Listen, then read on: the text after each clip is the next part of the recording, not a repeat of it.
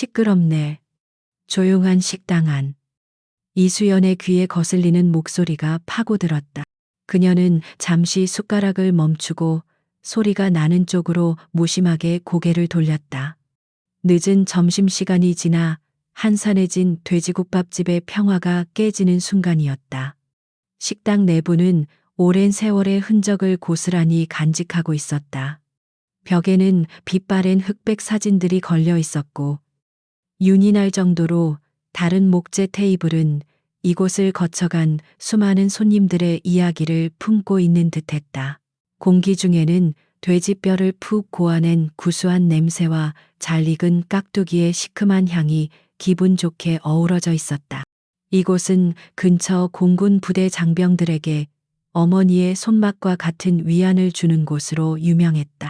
주인인 강씨 할머니는 전쟁으로 남편을 잃고 수십 년간 이 작은 식당을 운영하며 젊은 군인들의 허기진 배를 채워주었다. 그녀의 주름진 손은 쉴 새 없이 움직였지만 그 움직임 하나하나에는 따뜻한 정이 담겨 있었다. 바로 그 평화로운 공간에 어울리지 않는 세 명의 사내들이 들어섰다. 잘 다려진 공군 정복을 입은 그들은 누가 봐도 장교였다. 중앙에 선 남자는 가슴에 소령 계급장을 달고 있었고 몹시 거만한 표정으로 주위를 둘러보았다. 그의 양옆에는 대위와 중위가 마치 부관처럼 바짝 붙어 서 있었다.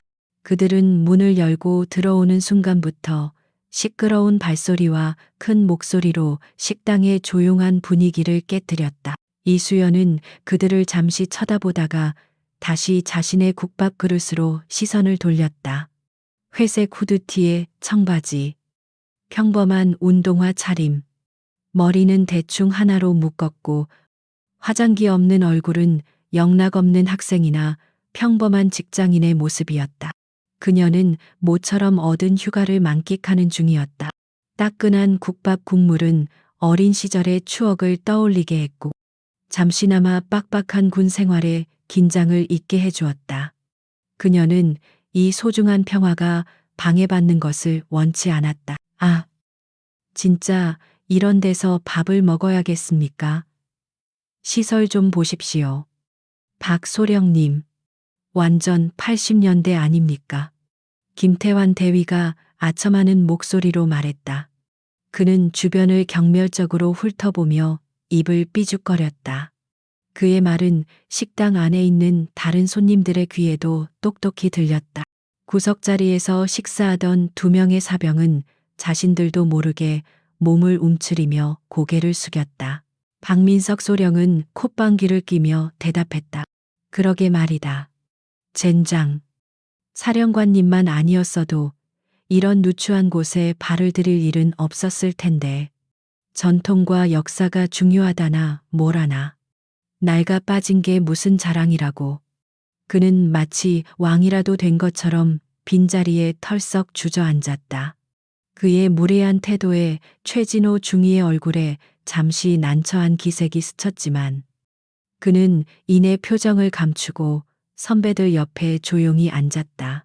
강씨 할머니가 작은 미소를 지으며 다가왔다. 어서 오세요. 장교님들, 뭘로 드릴까요? 그녀의 목소리는 오랜 세월의 피로가 묻어났지만 따뜻했다. 박소령은 메뉴판을 보지도 않고 퉁명스럽게 말했다. 여기서 제일 잘 나가는 게 뭐여 아니. 그냥 국밥 3그릇 줘요. 최대한 빨리. 우린 바쁜 사람들이니까. 그의 말투에는 노인에 대한 최소한의 존중도 찾아볼 수 없었다. 이수연은 조용히 식사를 계속했지만 그녀의 귀는 온통 그들의 대화에 쏠려 있었다. 장교라는 자들이 민간인, 특히 연로한 어른에게 보이는 저런 태도는 그녀가 군 생활 내내 가장 혐오하는 것이었다. 장교의 품위는 계급장에서 나오는 것이 아니라 그에 걸맞은 인격과 행동에서 비롯되는 법이었다. 저들은 군복이 가진 명예를 스스로 더럽히고 있었다. 잠시 후 김이 모락모락 나는 돼지국밥 3그릇이 그들 앞에 놓였다. 맛있게 드세요. 할머니의 말에 그들은 대꾸도 하지 않았다. 박소령은 숟가락으로 국물을 한번 휘저어 맛을 보더니 이내 얼굴을 잔뜩 찌푸렸다. 그는 숟가락을 탁 소리가 나게 그릇에 내려놓았다. 식당 안에 있던 모두의 시선이 그에게로 향했다. 이게 음식이라고 내놓은 겁니까? 할머니 박소령의 목소리는 식당 전체를 울렸다. 할머니는 깜짝 놀라 그에게 다가갔다. 왜 그러십니까? 장교님, 입에 안 맞으세요. 그녀의 얼굴에는 진심 어린 걱정이 서려 있었다. 하지만 박소령은 그 걱정을 비웃음으로 되받아쳤다. 입에 안 맞는 정도가 아니지. 국물은 밍밍하고 고기에서는 누린내가 진동을 하잖소. 이런 걸 돈 받고 팔다니. 양심도 없으시군. 김대위가 옆에서 거들었다. 소령님 말씀이 맞습니다. 제가 먹어봐도 영 아니네요. 요즘 군대 짬밥이 이것보단 낫겠습니다. 최중희는 아무 말 없이 국밥 그릇만 내려다보고 있었다. 그의 얼굴은 불편함으로 굳어 있었다.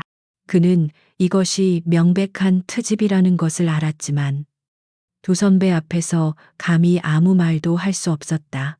이수연의 미간이 살짝 찌푸려졌다. 그녀가 먹고 있는 국밥은 깊고 진한 맛이 일품이었다. 잡내 같은 건 전혀 없었다.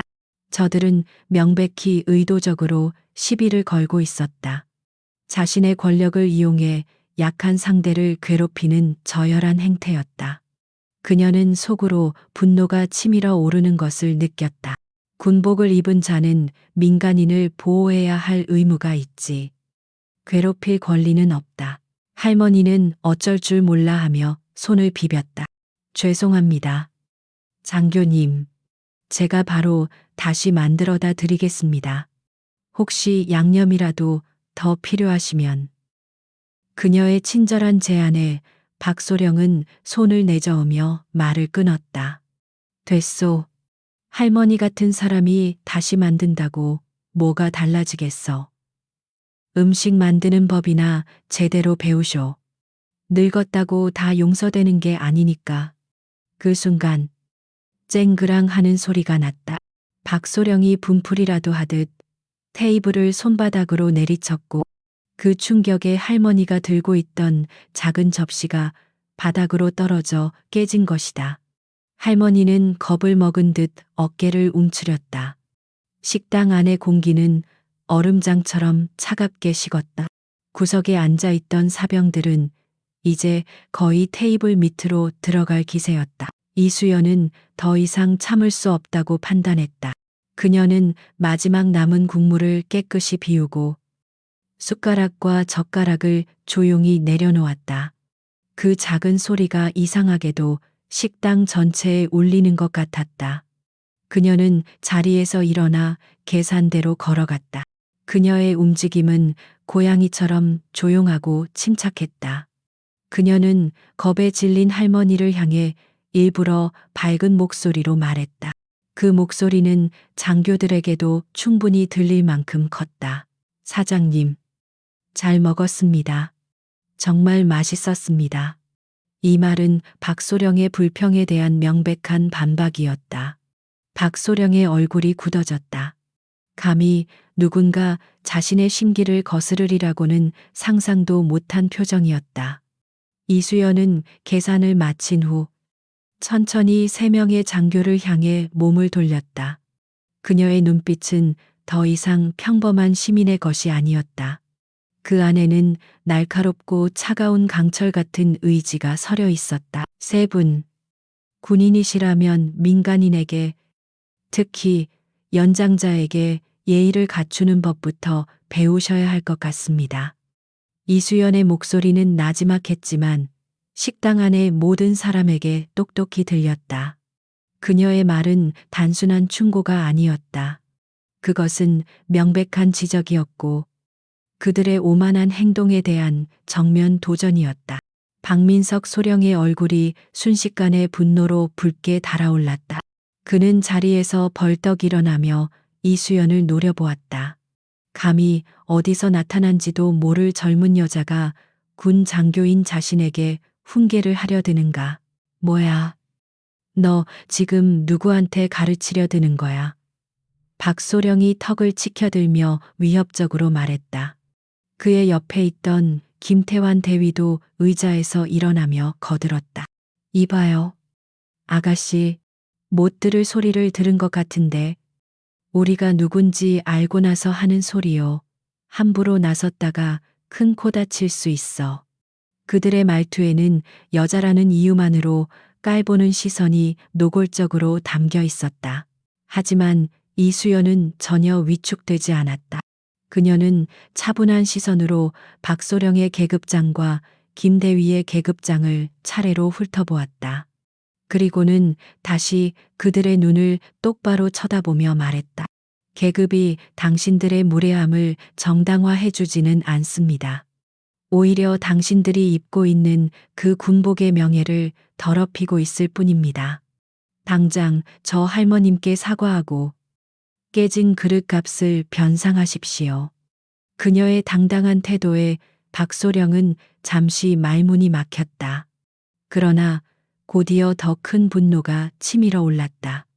일개 민간인 여자에게, 그것도 부하들이 보는 앞에서 망신을 당했다고 생각하니 모멸감에 온몸이 떨렸다. 그는 이수연에게 한 걸음 더 다가서며 삿대질을 했다.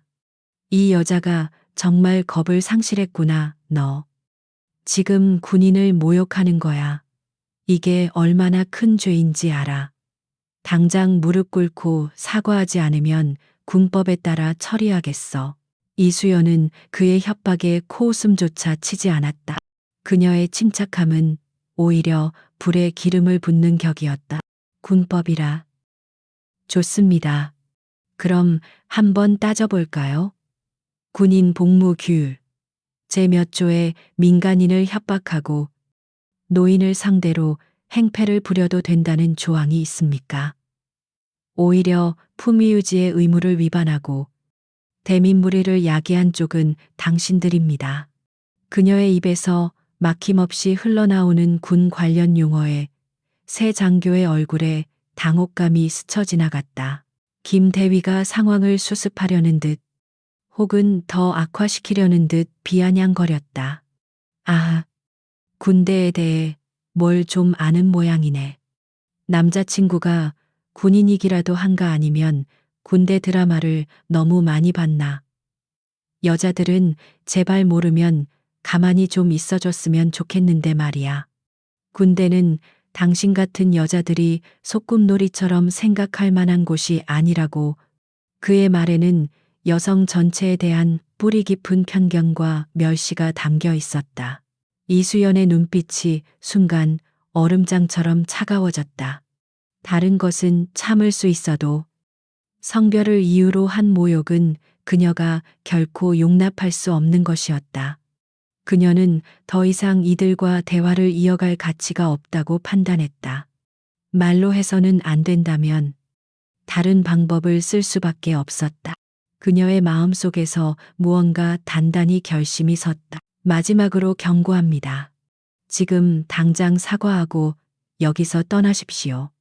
더 이상 문제를 키우고 싶지 않다면 말입니다. 그녀의 목소리는 낮고 조용했지만 그 안에 담긴 무게감은 결코 가볍지 않았다. 그것은 폭풍전야의 고요함과도 같았다. 그러나 자존심이 상할 대로 상한 박소령에게 그 경고는 들리지 않았다. 그는 오히려 이수연의 태도를 자신에 대한 도전으로 받아들였다. 그는 옆에 있던 최진호 중위에게 턱짓을 했다. 최중위, 뭐 하나 저 여자 당장 끌어내지 않고. 최중위는 망설였다.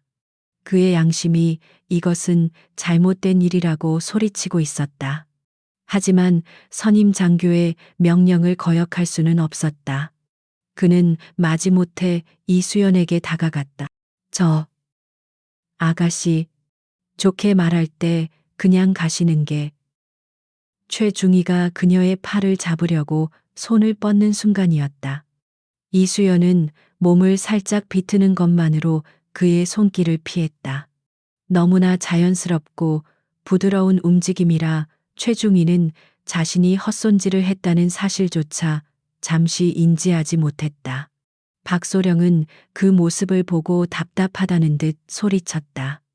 에이, 답답한 녀석 비켜봐. 박소령이 직접 나섰다. 그는 최중희보다 훨씬 거칠었다. 그는 다짜고짜 이수연의 어깨를 강하게 밀치려고 했다. 위협을 통해 그녀를 굴복시키려는 의도였다. 그러나 그의 손이 이수연의 어깨에 닿기 직전 믿을 수 없는 일이 벌어졌다. 이수연이 한 발짝 옆으로 스며들 듯 움직이며 그의 팔을 잡아챘다. 그리고는 그 힘을 역이용하여 그의 몸을 부드럽게 돌렸다. 박소령은 자신의 의지와는 상관없이 몸이 팽이처럼 빙글 돌았다. 그는 중심을 잃고 비틀거리다. 겨우 테이블을 짚고 멈춰섰다. 그는 자신이 뭘 당했는지조차 이해할 수 없었다. 그저 눈앞의 여자가 유령처럼 움직였다는 것밖에는 식당 안에 있던 모든 사람들이 숨을 죽였다. 김대위와 최중희는 눈을 동그랗게 뜨고 얼어붙었다. 이수연은 여전히 조금의 흐트러짐도 없는 자세로 서 있었다. 그녀는 차가운 목소리로 말했다. 폭력은 당신들의 무능함을 증명할 뿐입니다. 다시 한번 묻겠습니다. 사과하겠습니까? 아니면 이 자리에서 군복을 벗게 해드릴까요? 그녀의 말은 더 이상 협박이 아니었다. 그것은 사실을 통보하는 것에 가까웠다. 그녀의 자신감 넘치는 태도 뒤에는 상상조차 할 수 없는 거대한 무언가가 버티고 있다는 것을 그 자리에 있던 누구도 아직 알지 못했다. 박민석 소령은 테이블을 짚은 채 거친 숨을 몰아쉬었다. 방금 전까지만 해도 이 식당의 왕처럼 군림하던 그의 위신은 한순간에 바닥으로 떨어졌다. 그는 자신의 몸이 의지와 상관없이 돌아갔다는 사실을 믿을 수 없었다. 그것은 단순한 힘의 차원이 아니었다. 정교하게 계산된 무술에 가까운 움직임이었다. 그의 얼굴은 충격과 당혹감, 그리고 치밀어 오르는 굴욕감으로 시뻘겋게 달아올랐다. 김태환 대위와 최진호 중위는 얼어붙은 듯 서 있었다. 그들의 눈에는 눈앞의 상황에 대한 불신이 가득했다. 평범해 보이는, 심지어 연약해 보이기까지 한 저 여자가 어떻게 건장한 현역 장교인 박소령을 저렇게 쉽게 제압할 수 있었을까? 두 사람은 잠시 말을 잃고 눈만 껌뻑였다. 식당 안에 다른 손님들, 특히 구석자리의 사병들은 입을 틀어막고 경악을 금치 못했다. 가장 먼저 정신을 차린 것은 김태환 대위였다. 그는 자신의 상관이 부하들 앞에서 망신을 당하는 것을 더 이상 지켜볼 수 없었다. 그는 재빨리 박소령에게 달려가 그의 팔을 부축하며 소리쳤다. 소령님, 괜찮으십니까? 이 여자가 미쳤나? 감히 군 장교의 몸에 손을 대 그는 이수연을 향해 금방이라도 달려들 것처럼 으르렁거렸다.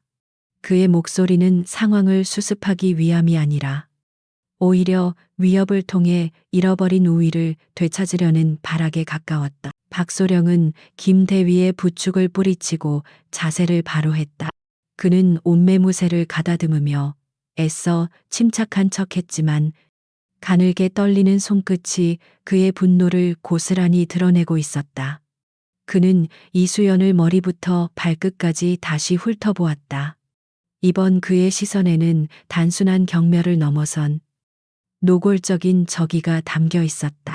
그는 그녀의 정체를 가늠하려 했었다. 운동을 좀 한 여자 아니면 혹시 경찰하지만 그 어떤 것도 지금의 상황을 설명해 주지는 못했다. 그의 머릿속에서 가장 먼저 떠오른 것은 여자라는 사실이었다. 그는 여자에게, 그것도 수많은 사람들이 보는 앞에서 보기 좋게 당했다. 이 사실이 그의 이성을 마비시켰다. 그는 이 굴욕을 만회해야만 했다. 힘으로 안 된다면 다른 방법으로라도 그녀를 짓밟아야 했다. 그는 비릿한 미소를 지으며 입을 열었다. 그의 목소리는 뱀처럼 차갑고 교활했다. 호. 솜씨가 제법인데 어디서 남자 홀리는 기술이라도 배웠나 보지. 그런데 어쩌나 그런 건 술집에서나 통하는 거지. 군인한테는 안 통해. 넌 지금 아주 큰 실수를 한 거야. 군인을 폭행하고 모욕했으니 이제 내 인생은 끝났다고 보면 돼. 그의 말은 명백한 협박이었지만 동시에 그녀를 술집 여자에 비유하는 저열한 인신공격이었다. 김대위는 박소령의 의도를 즉시 알아차리고 맞장구를 쳤다. 소령님 말씀이 맞습니다. 딱 보아하니 성격 보통이 아닐 것 같은데. 그러니까 아직 시집도 못 가고 혼자 국밥이나 먹고 다니는 거 아니겠습니까? 여자는 여자다워야지. 어디서 남자처럼 힘이나 쓰려고 하고. 쯧쯧. 불쌍해서 어쩐다. 그는 팔짱을 끼고 고개를 저으며 조롱했다. 그들의 대화는 이제 그녀의 행동이 아닌 그녀의 성별 자체를 공격의 대상으로 삼고 있었다. 최진호 중위는 두 선배의 저급한 언사에 얼굴이 화끈거렸다. 이것은 장교의 품이라고는 찾아볼 수 없는 길거리 불량배들의 시비와 다를 바 없었다. 하지만 그는 차마 그들의 말을 막아설 용기가 없었다. 그는 그저 어색하게 웃으며 동조하는 척할 수밖에 없었다. 그 웃음이 스스로에게 얼마나 비참하게 느껴지는지 그는 애써 외면했다. 이수연은 그들의 모욕적인 말을 묵묵히 듣고 있었다. 그녀의 표정에는 변화가 없었지만 내면에서는 차가운 분노가 소용돌이치고 있었다. 이런 종류의 편견과 멸시는 그녀에게 익숙한 것이었다. 사관학교 시절부터 그리고 특수부대에 자원했을 때도 그녀는 수없이 많은 성차별적 시선과 싸워야 했다. 여자가 무슨 군인이냐? 체력이나 되겠어. 결정적인 순간에 울음이나 터뜨리겠지. 와 같은 말들, 그녀는 그 모든 편견을 오직 실력으로만 극복해왔다. 남자 동기들보다 2배, 3배 더 훈련했고 가장 위험한 임무에 앞장섰다. 그녀는 자신의 능력을 증명하기 위해 피와 땀을 쏟아부었다. 그 결과 그녀는 최연소 여성 대령이라는 자리까지 올랐다. 그러나 지금 눈앞의 저 남자들은 그녀가 평생에 걸쳐 쌓아 올린 모든 것을 단지 여자라는 이유만으로 짓밟으려 하고 있었다. 이수연은 그들을 조용히 관찰했다. 박민석 소령, 공군 사관학교 출신의 엘리트 코스를 밟았을 것이다. 그의 오만함은 아마도 평생 동안 별다른 실패 없이 살아온 자의 특권의식에서 비롯된 것이리라. 김태환 대위는 전형적인 강자에게 약하고 약자에게 강한 타입. 상관에게 아부하며 자신의 위치를 보전하려는 기회주의자. 최진호 중위는 아직 양심과 군인으로서의 본분 사이에서 갈등하는 가장 구제 가능성이 있는 인물. 그녀의 머리는 냉정하게 상황을 분석하고 있었다. 저들의 저열한 도발에 감정적으로 대응하는 것은 패배하는 길이다. 그녀는 더 깊고 더 본질적인 방법으로 그들의 잘못을 깨닫게 해주어야 했다. 단순히 힘으로 제압하는 것을 넘어 그들이 자랑스러워하는 군인이라는 신분 자체를 뿌리부터 흔들어 놓아야 했다. 그녀는 마음속으로 이미 그들의 운명을 결정했다. 박소령은 이수연이 아무 말도 없자 그녀가 겁을 먹었다고 생각했다. 그의 목소리는 더욱 기세등등해졌다. 왜 말이 없나? 이제 좀 무서워졌나? 내가 누군지 알려줘. 공군 소령 박민석이다. 내까진 여자가 감히 상대할 수 있는 사람이 아니란 말이다. 지금이라도 당장 무릎 꿇고 빌면 특별히 선처를 고려해 볼 수도 있지. 어때? 기회를 줄 때 잡는 게 좋을 텐데. 그는 마치 잡이라도 베푸는 듯한 역겨운 표정을 지었다. 시끄럽습니다. 이수연이 나지막이 말했다. 그 한마디에 박소령의 얼굴이 다시 굳어졌다. 뭐라고 그가 되물었다. 이수연은 그를 똑바로 쳐다보며 조금 더 큰 소리로 하지만 여전히 차분한 톤으로 말했다. 시끄럽다고 했습니다. 당신들의 그 천박한 말들을 더 이상 듣고 있을 가치를 못 느끼겠습니다. 그녀는 이어 말했다.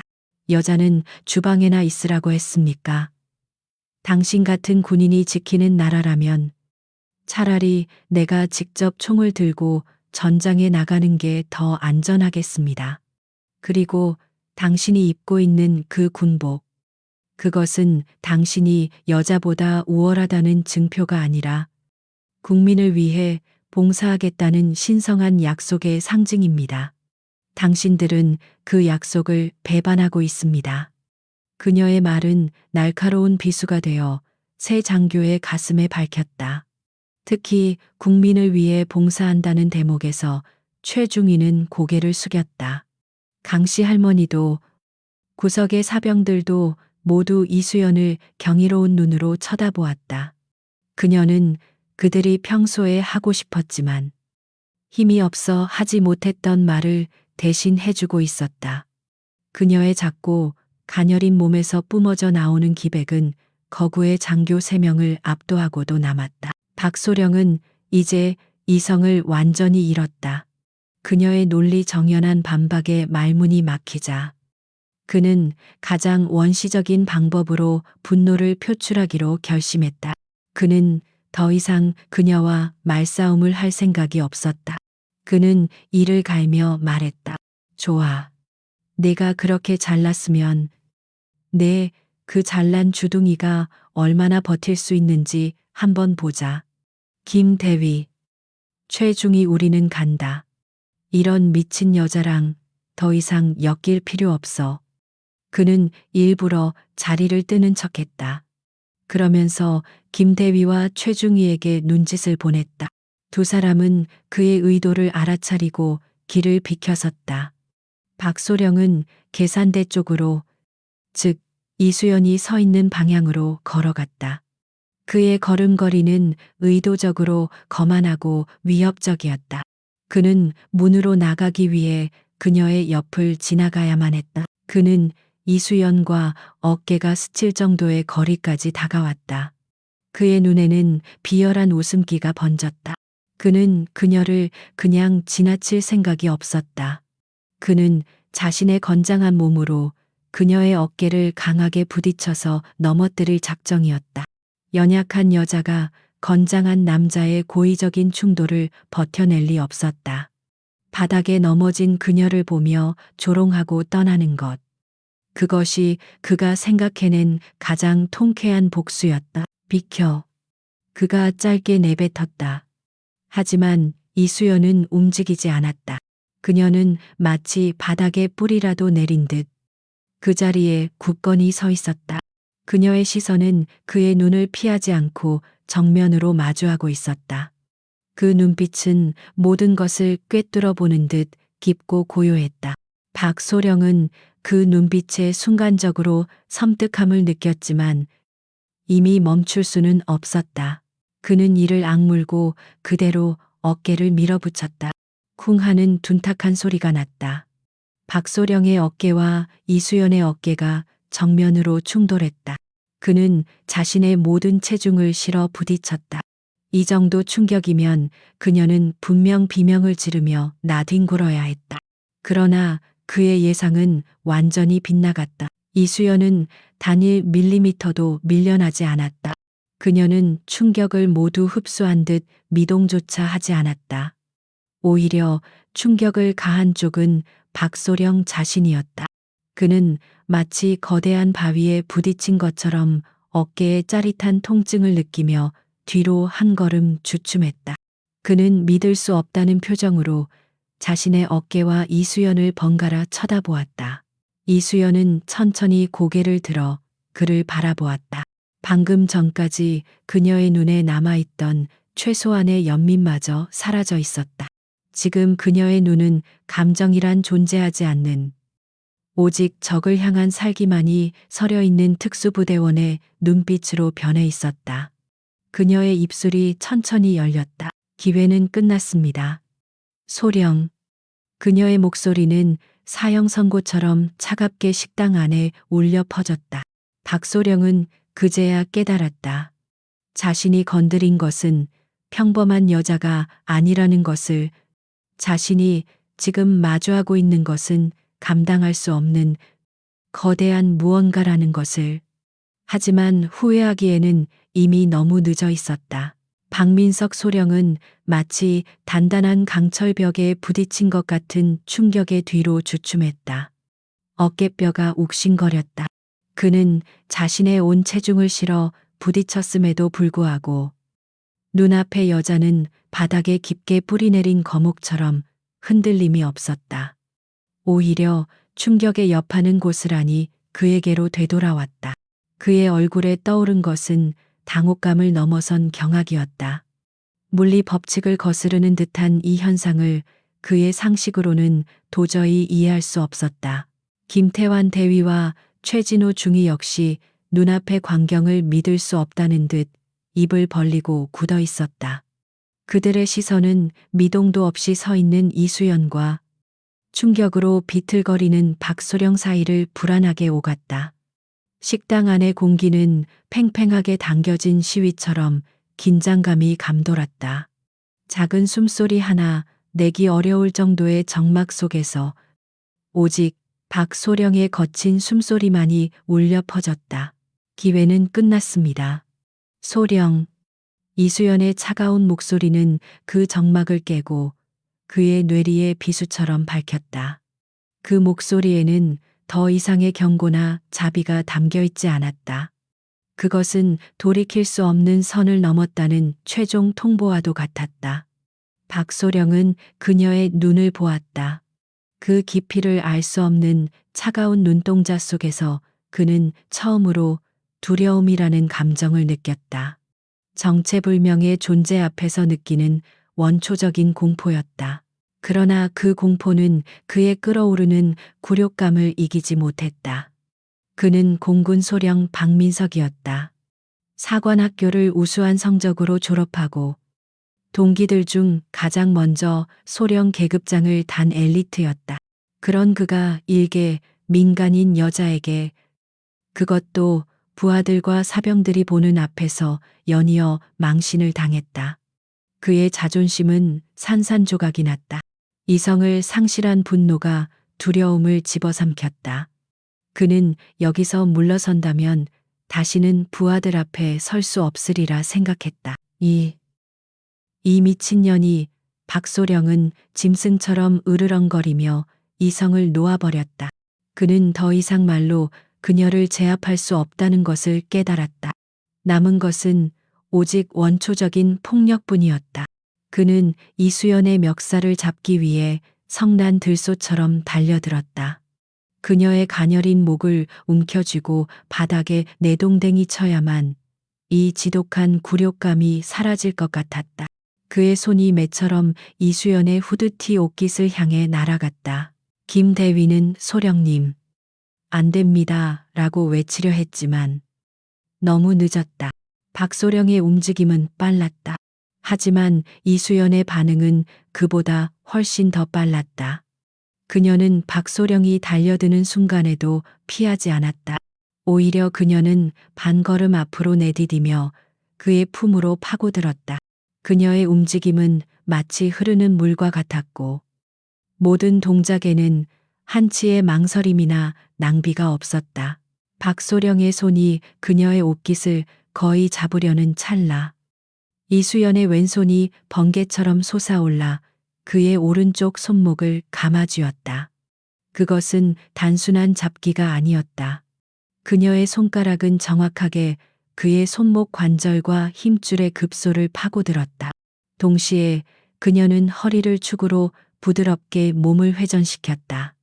박소령은 자신의 팔이 의지와 상관없이 거대한 힘에 이끌려 꺾이는 것을 느꼈다. 크악 박소령의 입에서 비명이 터져 나왔다. 그의 거구는 이수연의 작은 움직임 하나에 속절없이 끌려다녔다. 이수연은 그의 팔을 꺾은 상태로 그의 등 뒤로 미끄러지듯 이동했다. 합기도의 손목 꺾기 기술이었다. 그것은 상대방의 힘을 역이용하여 최소한의 힘으로 상대를 제압하는 고도의 무술이었다. 그녀의 동작은 너무나 간결하고 효율적이어서 마치 잘 짜인 춤사위처럼 보일 정도였다. 박소령은 팔이 부러질 듯한 고통에 몸부림쳤지만 이수연의 소나기에서 벗어날 수 없었다. 그녀의 가느다란 손가락은 마치 강철 집게처럼 그의 손목을 단단히 고정하고 있었다. 조금이라도 힘을 주어 저항하려 하면 관절을 파고드는 고통은 몇 배로 증폭되었다. 그는 결국 무릎을 꿇을 수밖에 없었다. 체면도 자존심도 모두 내팽개친 채 고통 앞에서 무력하게 굴복한 것이다. 식당 안의 모든 사람들이 그 자리에 얼어붙었다. 아무도 이 상황을 이해할 수 없었다.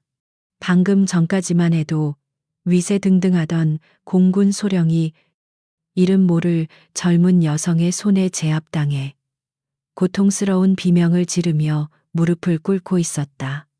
이 비현실적인 광경 앞에서 모두가 넋을 잃었다. 김대위와 최중희는 창백하게 질린 얼굴로 어찌할 바를 몰랐다. 상관을 도와야 한다는 생각조차 떠오르지 않았다. 그녀의 압도적인 실력 앞에서 감히 움직일 엄두가 나지 않았기 때문이다. 이수연은 무릎 꿇은 박소령을 차갑게 내려다보았다. 그녀의 표정은 여전히 무표정했지만 눈빛은 아까보다 한층 더 서늘해져 있었다. 그녀는 그의 귓가에 얼음처럼 차가운 목소리로 속삭였다. 그 목소리는 오직 그에게만 들릴 정도로 작았지만 그 안에 담긴 위압감은 천둥과도 같았다. 이것이 첫 번째이자 마지막 경고입니다. 그녀는 말을 이었다. 당신이 지금 한 짓은 단순한 폭행이 아닙니다. 민간인에 대한 군인의 위력 과시이자 용서받을 수 없는 직권 남용입니다. 나는 당신에게 마지막 기회를 주려고 했습니다. 하지만 당신은 그 기회를 스스로 걷어찼습니다. 그녀는 박소령의 손목을 잡은 손에 아주 미세하게 힘을 더 주었다. 박소령은 다시 한번 이를 악물며 신음했다. 고통 속에서 박소령의 머릿속은 혼란으로 가득 찼다. 이 여자는 대체 누구인가? 단순한 무술 유단자라고 하기에는 그녀의 몸에 밴 기세가 너무나도 살벌했다. 그것은 오랜 기간 생사를 넘나드는 훈련과 실전을 겪은 사람에게서만 나타나는 날 것 그대로의 군인의 기세였다. 그는 문득 등골이 오싹해지는 것을 느꼈다.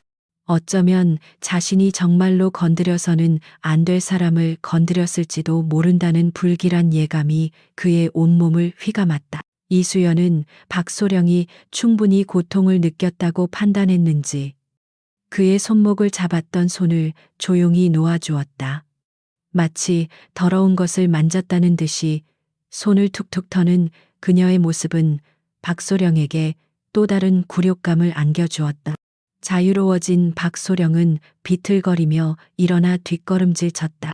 그는 고통스러운 손목을 다른 손으로 감싸쥔 채 이수연을 경계와 공포가 뒤섞인 눈으로 바라보았다. 이수연은 더 이상 박소령에게는 시선을 주지 않았다. 그녀는 김대위와 최중희를 향해 천천히 고개를 돌렸다. 두 사람은 그녀의 시선이 자신들에게 향하자 저도 모르게 어깨를 움츠렸다. 이수연은 그들을 향해 하지만 식당 안의 모든 사람이 들을 수 있을 만큼의 목소리로 말했다. 다시 한번 말하겠습니다. 저 할머님께 정중히 사과하고 깨진 그릇 값을 변상한 뒤 조용히 여기서 사라지십시오. 그녀의 목소리는 더 이상 부탁이나 권유가 아니었다. 그것은 거스를 수 없는 명령이었다. 김 대위는 잠시 망설였다. 그의 머릿속에서는 이대로 물러설 수 없다는 오기와 저 여자에게 덤볐다가는 소령님처럼 될 것이라는 공포가 치열하게 싸우고 있었다. 하지만 그는 결국 공포를 선택했다. 그는 억지로 비굴한 미소를 지으며 말했다. 아, 알겠습니다. 저희가 실수가 많았습니다. 죄송하게 됐습니다. 그는 최중희의 옆구리를 쿡 찔렀다. 최중희는 기다렸다는 듯이 허리를 굽혀 강씨 할머니에게 사과했다. 사장님, 정말 죄송합니다. 저희가 술도 안 마셨는데 정신이 나갔나 봅니다. 너그럽게 용서해 주십시오. 그는 주머니에서 지갑을 꺼내 빳빳한 5만 원짜리 몇 장을 꺼내 계산대 위에 올려놓았다. 이걸로 식사비와 깨진 그릇 값을 대신하겠습니다. 거스름돈은 필요 없습니다. 박소령은 그 모습을 치욕스러운 표정으로 지켜보고 있었다. 부하들이 자신의 의지와는 상관없이 저 여자에게 굴복하고 있었다. 하지만 그는 아무 말도 할 수 없었다. 그의 손목에서 전해져 오던 지독한 고통이 아직도 생생했다. 그는 분노로 부들부들 떨면서도 이수연의 눈을 똑바로 쳐다볼 용기가 없었다. 이수연은 할머니를 향해 고개를 까딱했다. 할머니는 잠시 망설이다가 조심스럽게 계산대에 돈을 받았다. 그녀는 이수연을 고마움과 걱정이 뒤섞인 눈으로 바라보았다. 이수연은 그런 할머니에게 괜찮다는 의미의 옅은 미소를 지어 보였다. 그녀의 미소는 아주 잠깐이었지만 식당 안에 얼어붙었던 분위기를 조금이나마 녹여주는 듯했다. 모든 것이 이수연의 의도대로 마무리되는 것처럼 보였다. 김 대위와 최중희는 부상당한 박소령을 부축하며 슬금슬금 식당 출입문으로 향했다. 이대로 그들이 떠난다면 이 끔찍한 소동도 끝이 날 터였다. 그러나 문고리를 잡으려던 박소령이 갑자기 우뚝 멈춰섰다. 그의 얼굴에 다시 한번 도끼가 서리기 시작했다. 그는 이대로 물러날 수 없었다. 이대로 돌아간다면 그는 공군 내에서 웃음거리가 될 것이다. 그의 엘리트 인생에 지울 수 없는 오점이 남게 될 것이다. 그는 마지막 발악을 하기로 결심했다. 그는 돌아서서 이수연을 향해 소리쳤다. 그의 목소리는 분노와 불안감으로 심하게 떨리고 있었다. 잠깐 이대로는 못 가. 너 대체 정체가 뭐야? 잠깐 이대로는 못 가. 너 대체 정체가 뭐야? 박민석 소령의 고함은 분노와 공포가 위태롭게 뒤섞인 절규였다. 그는 출입문 손잡이를 잡은 채 마치 지푸라기라도 잡는 심정으로 이수연을 향해 소리쳤다. 이대로 물러서는 것은 패배를 인정하는 것이었다. 그의 구겨진 자존심은 그것을 허락하지 않았다. 그는 어떻게든 이 상황을 뒤집을 만한 반격의 실마리를 찾아야만 했다. 그에게 남은 마지막 무기는 군인이라는 신분과 그에 따르는 공권력이었다. 이수연은 그의 발악을 조용히 지켜보았다. 그녀의 눈에는 더 이상 분노나 경멸이 아닌 깊은 연민과 피로감이 서려 있었다. 어리석은 자의 마지막 몸부림을 지켜보는 듯한 그런 눈빛이었다. 그녀는 아무 대답도 하지 않았다. 그녀의 침묵은 박소령을 더욱 초조하게 만들었다. 그는 이 침묵을 그녀가 무언가 찔리는 것이 있다는 증거로 해석하기로 했다. 그는 떨리는 손가락으로 이수연을 가리키며 목소리를 높였다. 그의 목소리는 이제 식당 안의 모두에게 자신의 결백함과 상대방의 유죄를 선포하려는 듯 과장된 톤으로 변해 있었다. 그래, 말이 없겠지. 넌 지금 현역군 장교를 폭행했어. 이건 명백한 군형법 위반이야. 내가 지금 당장 헌병대에 신고해서 너를 군법으로 다스릴 거다. 그의 머릿속은 필사적으로 돌아가고 있었다. 그녀가 누구인지는 중요하지 않다. 설령 무술을 아주 잘하는 민간인이라 해도 군인을 상대로 폭력을 행사한 이상 법의 심판을 피할 수는 없다. 그는 이 상황을 군 장교에 대한 민간인의 불법적인 공격으로 몰고 가야만 했다. 그렇게만 된다면 그는 피해자가 되고 그녀는 가해자가 된다. 자신의 모든 무례함과 폭력적인 행동은 정당방위라는 이름 아래 덮어질 수 있을 터였다. 김태환 대위는 박소령의 의도를 눈치채고 재빨리 거들었다. 그는 어느새 공포를 감추고 다시 오만한 표정을 되찾았다. 소령님 말씀이 맞습니다. 이봐요. 아가씨, 당신 이제 큰일 났어. 신분증 좀 봅시다. 우리가 당신 신원 확보해서 정식으로 고소해야겠으니 그는 마치 경찰이라도 된 것처럼 으스대며 말했다. 그들은 자신들이 여전히 상황을 통제할 수 있는 권력자라고 믿고 싶었다. 신분증 말입니까? 이수연이 처음으로 입을 열었다. 그녀의 목소리는 지극히 평온했다. 마치 그들의 협박이 어린아이의 투정처럼 들린다는 듯했다. 그녀는 박소령을 똑바로 쳐다보며 물었다. 정말로 제 신분증을 보고 싶으십니까? 지금이라도 그냥 돌아가신다면 없던 일로 해드릴 수도 있습니다. 이것이 제가 당신에게 베푸는 마지막 자비입니다. 그녀의 말은 박소령의 남은 이성을 끊어버렸다. 자비, 이 상황에서 누가 누구에게 자비를 베푼단 말인가? 그는 그녀의 말을 자신에 대한 마지막 조롱으로 받아들였다. 닥쳐, 마지막 기회는 내가 잡는 거야. 당장 신분증 꺼내지 않으면 공무집행방해죄까지 추가될 줄 알아. 그는 거의 악을 쓰듯 소리쳤다. 그의 눈은 광기로 번들거렸다. 이수연은 작게 한숨을 쉬었다. 그녀는 더 이상 그를 설득할 수 없음을 깨달았다. 인간은 스스로 보고 싶은 것만 보고 믿고 싶은 것만 믿는 법이다. 그녀는 조용히 고개를 끄덕였다. 알겠습니다.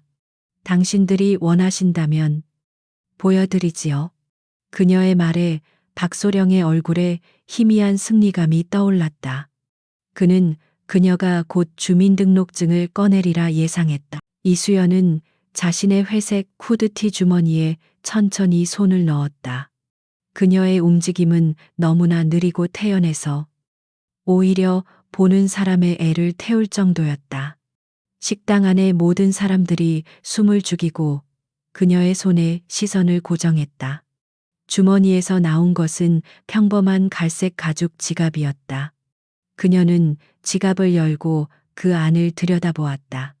운전면허증, 몇 장의 신용카드, 그리고 그것들 뒤에 꽂혀 있는 조금 더 두껍고 빳빳한 재질의 카드가 보였다. 그녀는 다른 카드들은 거들떠보지도 않고 정확히 그 카드를 향해 손가락을 뻗었다. 그녀가 카드를 꺼내는 그 짧은 순간이 영원처럼 느껴졌다. 마침내 그녀의 손에 들려 나온 카드의 모습에 박소령과 김대위의 얼굴이 미묘하게 굳어졌다. 그것은 그들이 예상했던 평범한 주민등록증이 아니었다. 푸른색 바탕에 금빛 국방부 문양이 선명하게 박혀 있는 누가 봐도 공무원증의 형태였다. 이수연은 그 카드를 테이블 위로 가볍게 던졌다. 탁! 플라스틱 카드가 나무 테이블에 부딪히는 작은 소리가 식당 전체를 울렸다. 박소령은 마른 침을 삼키며 조심스럽게 테이블로 다가갔다. 그의 심장이 불안하게 요동치기 시작했다. 경찰인가 아니면 검찰. 그는 온갖 상상을 하며 카드 위로 고개를 숙였다. 그리고 그의 눈에 카드 위에 글자들이 들어오는 순간 그의 세상은 멈추었다. 카드의 중앙에는 위풍당당한 제복을 입은 한 여성의 증명사진이 밝혀 있었다.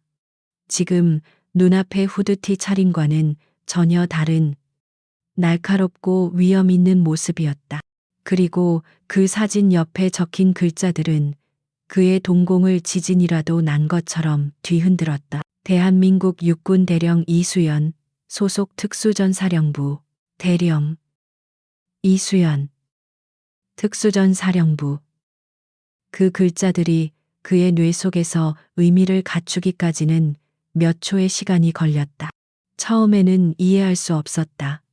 그냥 동명이인이거나 위조된 신분증일 것이라고 생각했다. 하지만 국방부의 정교한 홀로그램과 총참모부 직인이 선명하게 찍혀 있는 그 신분증은 단 1%의 의심도 허락하지 않았다. 그것은 진짜였다. 박소령의 얼굴에서 핏기가 사라졌다. 그의 입이 멍하니 벌어졌고 다리가 후들거려 하마터면 그 자리에 주저앉을 뻔했다. 대령, 공군 소령인 자신이 감히 아가씨라고 부르며 멱살을 잡으려 했던 여자의 계급은 대령이었다. 하늘과도 같은 상급자였다. 군대에서 계급은 법이고 질서이며 모든 것이다. 소령이 대령에게 반말을 하고 모욕을 준다는 것은 상상조차 할 수 없는 하극상이었다. 하지만 그를 더욱 절망에 빠뜨린 것은 계급보다도 소속이었다. 특수전사령부, 대한민국 육군 최정예 부대, 인간병기라 불리는 괴물들이 모여 있는 곳, 그곳의 지휘관급 장교, 그것도 대령. 그녀가 보여주었던 상식 밖의 신체 능력과 살벌한 기세의 이유가 단번에 설명되었다. 그는 지금껏 자신이 불량배가 아니라 최상위 포식자에게 겁없이 덤벼들었다는 사실을 깨달았다. 뒤에서 상황을 지켜보던 김태환 대위는 박소령의 반응이 이상하자 고개를 내밀어 신분증을 들여다보았다. 그리고 그의 얼굴도 박소령과 똑같이, 아니, 그보다 더 새하얗게 질려버렸다. 그는 비명을 지르듯 작게 신음하며 뒷걸음질 쳤다. 말도 안 돼. 대령님. 그의 입에서는 존칭이 저절로 튀어나왔다. 최진호 중위는 이미 모든 것을 체념한 표정이었다.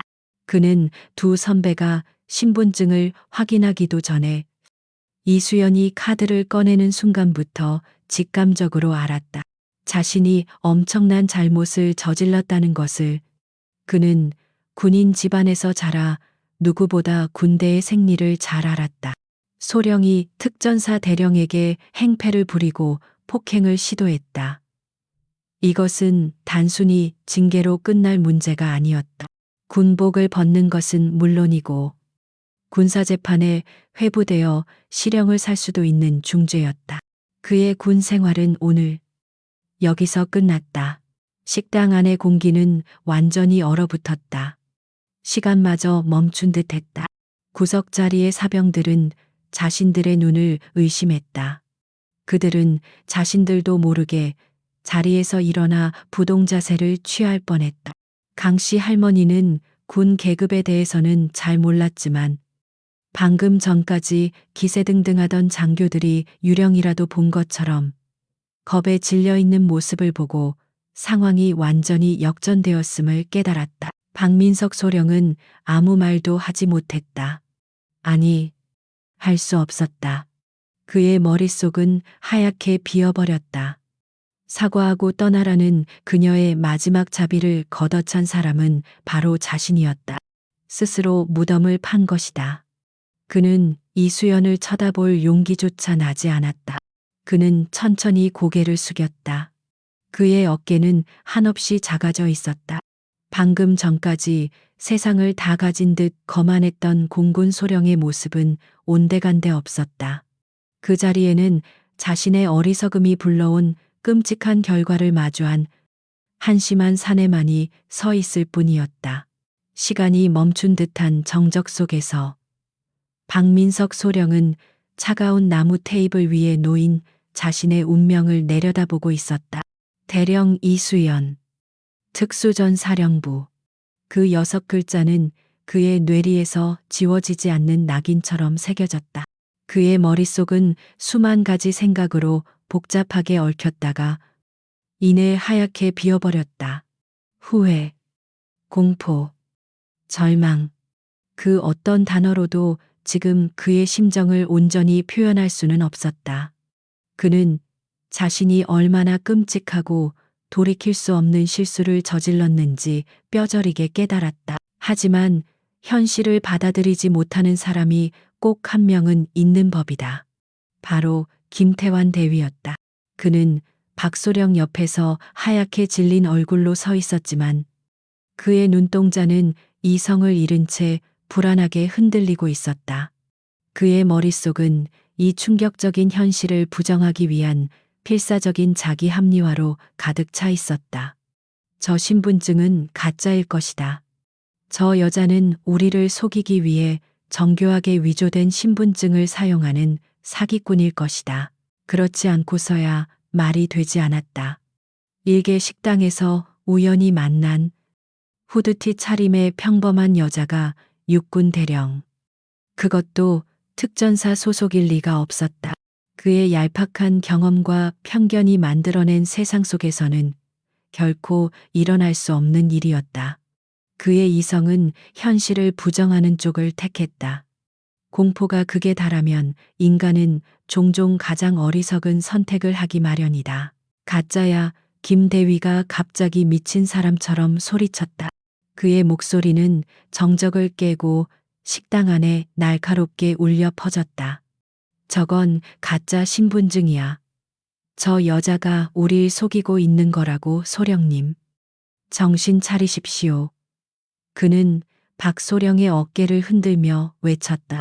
하지만 박소령은 이미 넋이 나간 사람처럼 아무런 반응도 보이지 않았다.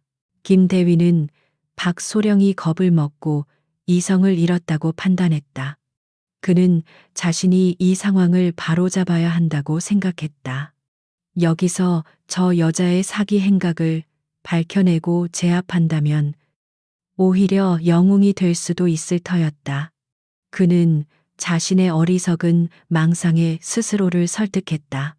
그는 이수연을 향해 손가락질하며 악을 썼다. 이 사기꾼년, 감히 군인을 상대로 사기를 쳐 내간의 정체를 밝혀주마. 그는 이성을 상실한 채 이수연에게 달려들었다. 그의 주먹은 분노와 굴욕감으로 가득 차 있었지만 아무런 기술이나 전략도 없는 그저 마구잡이로 휘두르는 폭력에 불과했다. 그는 이 주먹 한 방으로 저 여자를 쓰러뜨리고 그녀의 가짜 신분을 만천하에 드러낼 수 있으리라 믿었다. 하지만 그의 주먹은 이수연에게 닿지 않았다. 이수연은 김대위가 달려드는 순간에도 전혀 당황하지 않았다. 오히려 그녀의 눈에는 한심하다는 듯한 표정마저 스쳐 지나갔다. 그녀는 김대위의 주먹이 자신의 얼굴에 닿기 직전 아주 미세한 움직임으로 고개를 옆으로 피했다. 동시에 그녀의 오른손이 뱀처럼 솟아올라 그의 손목을 낚아챘다. 김대위는 자신의 주먹이 허공을 가르고 손목에 강렬한 악력이 느껴지는 순간 모든 것이 잘못되었음을 깨달았다. 이수연은 그의 손목을 잡은 채 그의 돌진하는 힘을 역이용하여 그의 몸을 자신의 등 뒤로 흘려보냈다. 김대위의 몸은 팽이처럼 빙글 돌며 중심을 잃었다. 그리고 그가 균형을 잡으려고 허우적거리는 찰나 이수연의 왼손이 그의 어깨 관절을 정확하게 움켜쥐었다. 크아악. 김대위의 입에서 찢어지는 듯한 비명이 터져 나왔다. 이수연이 그의 팔을 등 뒤로 꺾어 어깨 관절을 지렛대의 원리로 압박했기 때문이다. 뚝하는 소름 끼치는 소리와 함께 그의 어깨는 탈골 직전까지 내몰렸다. 그의 온몸에서 힘이 빠져나갔고 그는 고통을 이기지 못해 바닥에 주저앉았다. 이 모든 일은 눈 깜짝할 사이에 벌어졌다. 옆에서 망설이던 최진호 중위는 김대위의 끔찍한 비명에 정신을 차렸다. 그는 상관이 공격당하는 것을 보고만 있을 수 없다는 군인의 본능. 그리고 여기서 아무것도 하지 않으면 나중에 자신에게 책임이 돌아올 것이라는 두려움에 사로잡혔다. 그는 마지못해 이수연의 뒤를 향해 달려들었다. 그의 움직임에는 명백한 망설임이 담겨 있었다. 하지만 이수연은 마치 등 뒤에도 눈이 달린 것처럼 그의 접근을 이미 알고 있었다. 그녀는 김대위의 팔을 꺾어 제압한 상태에서 돌아보지도 않고 왼발을 뒤로 힘껏 뻗었다. 그녀의 군합발은 정확하게 최중위의 복부, 명치 바로 아래 급소를 가격했다. 퍽 하는 둔탁한 소리가 났다. 컥 최중위는 숨이 멎는 듯한 고통에 비명조차 지르지 못했다. 그의 몸은 그대로 뒤로 고꾸라졌다. 그는 위액이 역류하는 것을 느끼며 바닥을 뒹굴었다. 그녀의 공격은 단 한 번이었지만 그것으로 충분했다.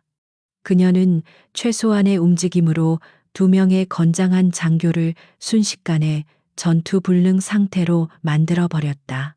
이제 남은 것은 박민석 소령뿐이었다. 그는 자신의 부하 두 명이 종이장처럼 나가떨어지는 광경을 멍하니 지켜보았다. 그의 눈에는 공포가 극에 달해 있었다. 그는 이제야 자신이 마주한 존재가 인간의 범주를 넘어선 병기에 가깝다는 것을 인정할 수밖에 없었다. 그의 머릿속에서 도망쳐야 한다는 본능이 경고음을 울렸다. 하지만 그의 발은 바닥에 붙어버린 듯 움직이지 않았다. 이수연의 차가운 시선이 그에게로 향하는 순간 그는 거대한 뱀 앞에 선 개구리처럼 얼어붙고 말았다. 이수연은 바닥에 쓰러진 김대위를 경멸적으로 쳐다본 뒤 그를 발로 툭 차서 밀어내고 천천히 박소령을 향해 걸어왔다. 뚜벅, 뚜벅. 그녀의 발소리가 마치 사형 집행인의 발걸음처럼 그의 심장을 옥죄었다. 이제 당신 차례입니다. 소령. 그녀의 목소리는 감정 한 점 섞이지 않은 지극히 사무적인 톤이었다. 그 목소리가 박소령의 마지막 남은 이성의 끈을 끊어버렸다. 그는 공포에 질려 자신도 모르게 소리치며 그녀에게 달려들었다. 그것은 공격이라기보다는 죽음을 앞둔 자의 마지막 발악에 가까웠다. 이수연은 그의 정면 돌진을 기다렸다는 듯이 지켜보았다. 그가 두어 걸음 앞까지 다가왔을 때 그녀는 몸을 낮추며 그의 다리 사이로 파고들었다. 유도의 발목 받치기 기술이었다. 그녀의 오른발이 그의 왼쪽 발목을 정확하게 걸어챘다. 동시에 그녀의 어깨가 그의 하복부를 강하게 밀어 올렸다. 박소령의 거대한 몸은 자신의 무게와 돌진하던 가속도를 이기지 못하고 공중으로 떠올랐다. 그는 잠시 동안 자신이 하늘을 나는 것 같은 착각에 빠졌다. 하지만 그 착각은 곧이어 닥쳐온 끔찍한 충격과 함께 산산조각 났다. 쿵 하는 굉음과 함께 그의 등이 식당 바닥에 그대로 내리꽂혔다. 그의 폐에서 모든 공기가 빠져나가는 고통스러운 소리가 터져나왔다. 이수연의 공격은 거기서 끝나지 않았다. 그녀는 바닥에 떨어진 박소령의 위로 올라타 그의 가슴을 무릎으로 강하게 찍어 눌렀다. 그리고는 그의 오른팔을 잡아 완벽한 암바 자세를 취했다. 그녀가 허리를 조금만 더 들어 올리면 그의 팔꿈치 관절은 완전히 부서져 버릴 터였다. 항복하시겠습니까? 이수연이 그의 귓가에 속삭였다. 그녀의 숨결은 땀 한 방울 흘리지 않은 듯 지극히 평온했다. 박소령은 부서질 듯한 팔의 고통과 가슴을 짓누르는 압박감 속에서 간신히 신음했다. 항복. 항복. 그는 군인으로서 가장 치욕적인 단어를 자신의 입으로 내뱉고 말았다. 이수연은 그의 대답을 듣고 나서야 그를 풀어주었다. 그녀는 자리에서 일어나며 옷에 묻은 먼지를 툭툭 털었다. 마치 아무 일도 없었다는 듯이 그녀의 이마에는 땀방울 하나 맺혀 있지 않았다.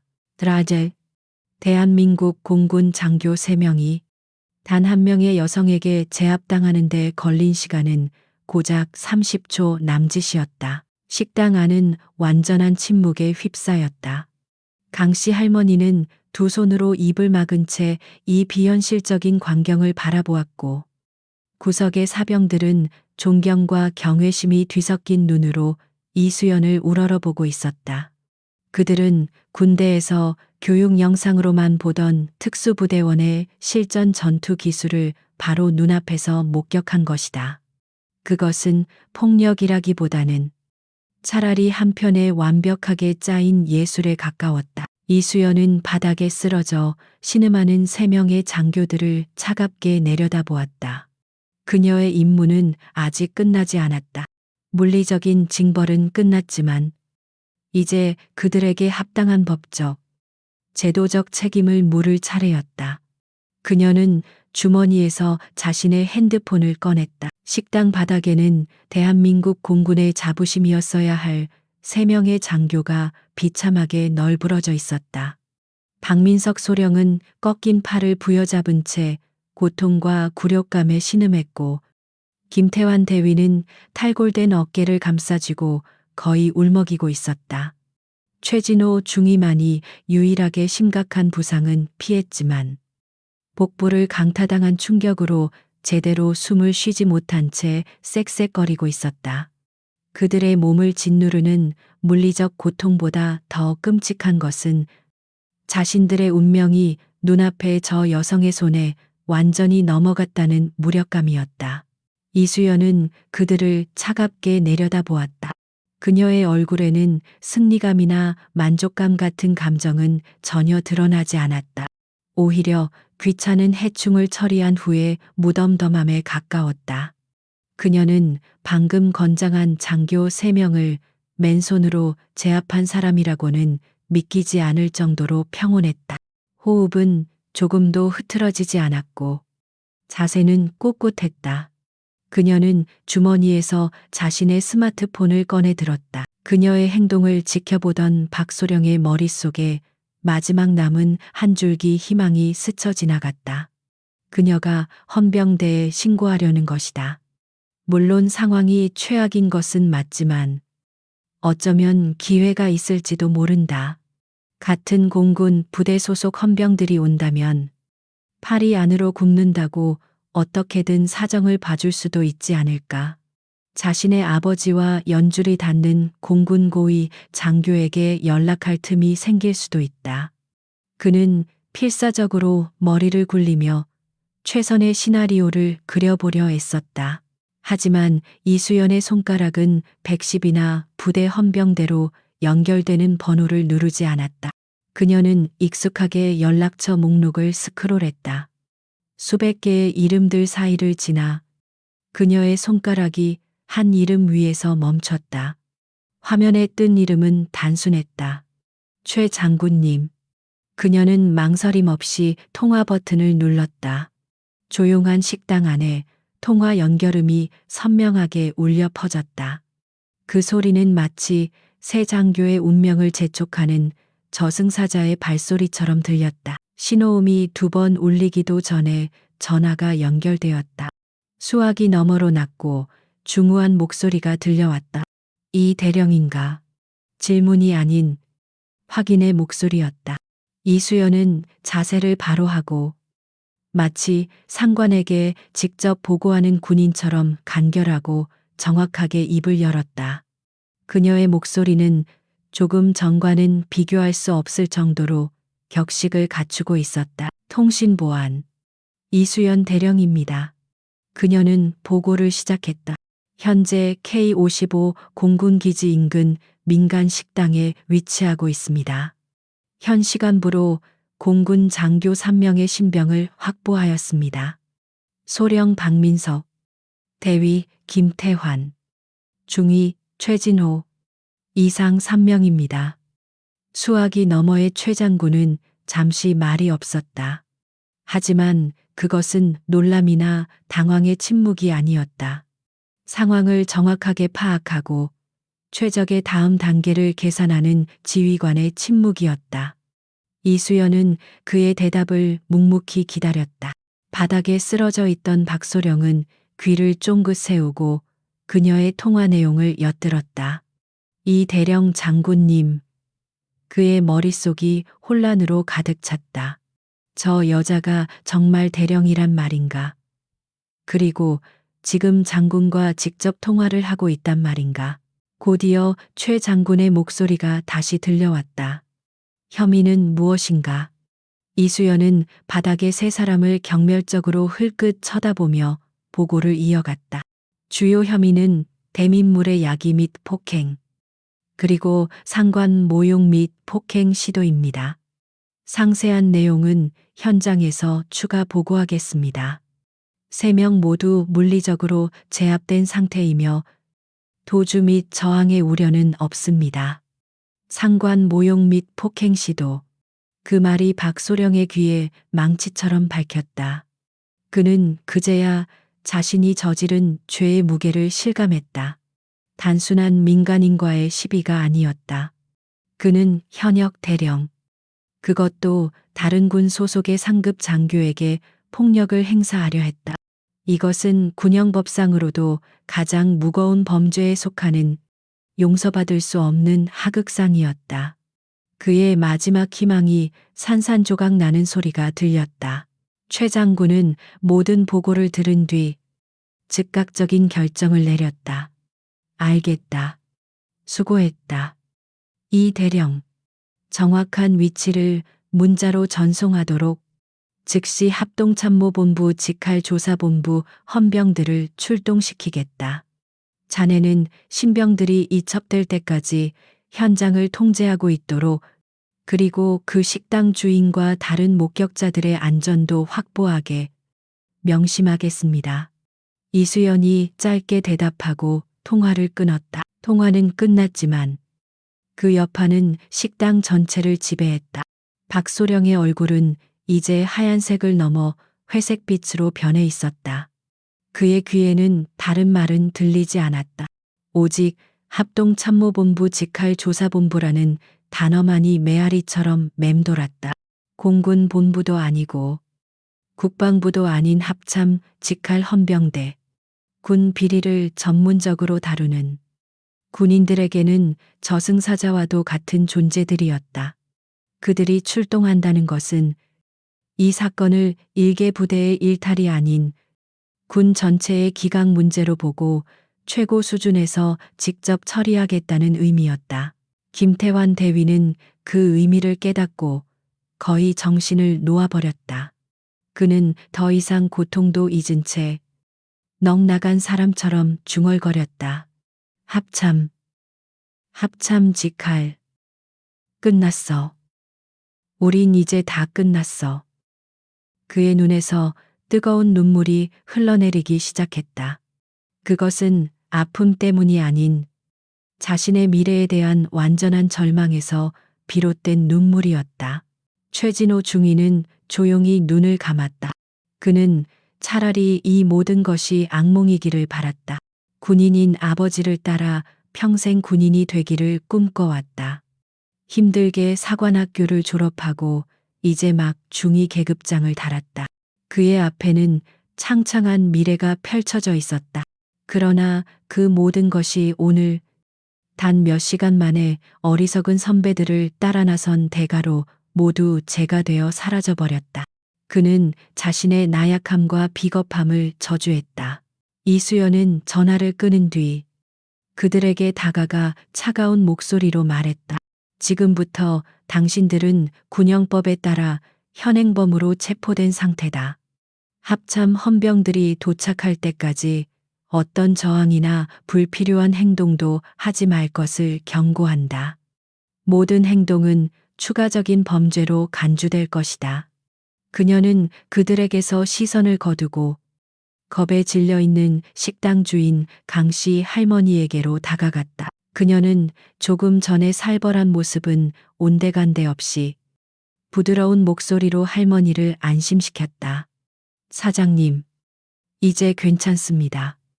놀라게 해드려서 죄송합니다. 곧 군 수사관들이 와서 조사를 할 겁니다. 사장님께서는 그저 보신 그대로만 말씀해 주시면 됩니다. 절대 어떤 불이익도 없을 것이니 걱정하지 마십시오. 그녀는 구석에서 부동자세로 서 있는 두 명의 사병에게도 다가가 말했다. 자네들도 마찬가지다. 겁먹을 필요 없다. 오늘 자네들이 본 것을 사실대로만 진술하면 된다. 그것이 군인으로서 자네들의 의무다.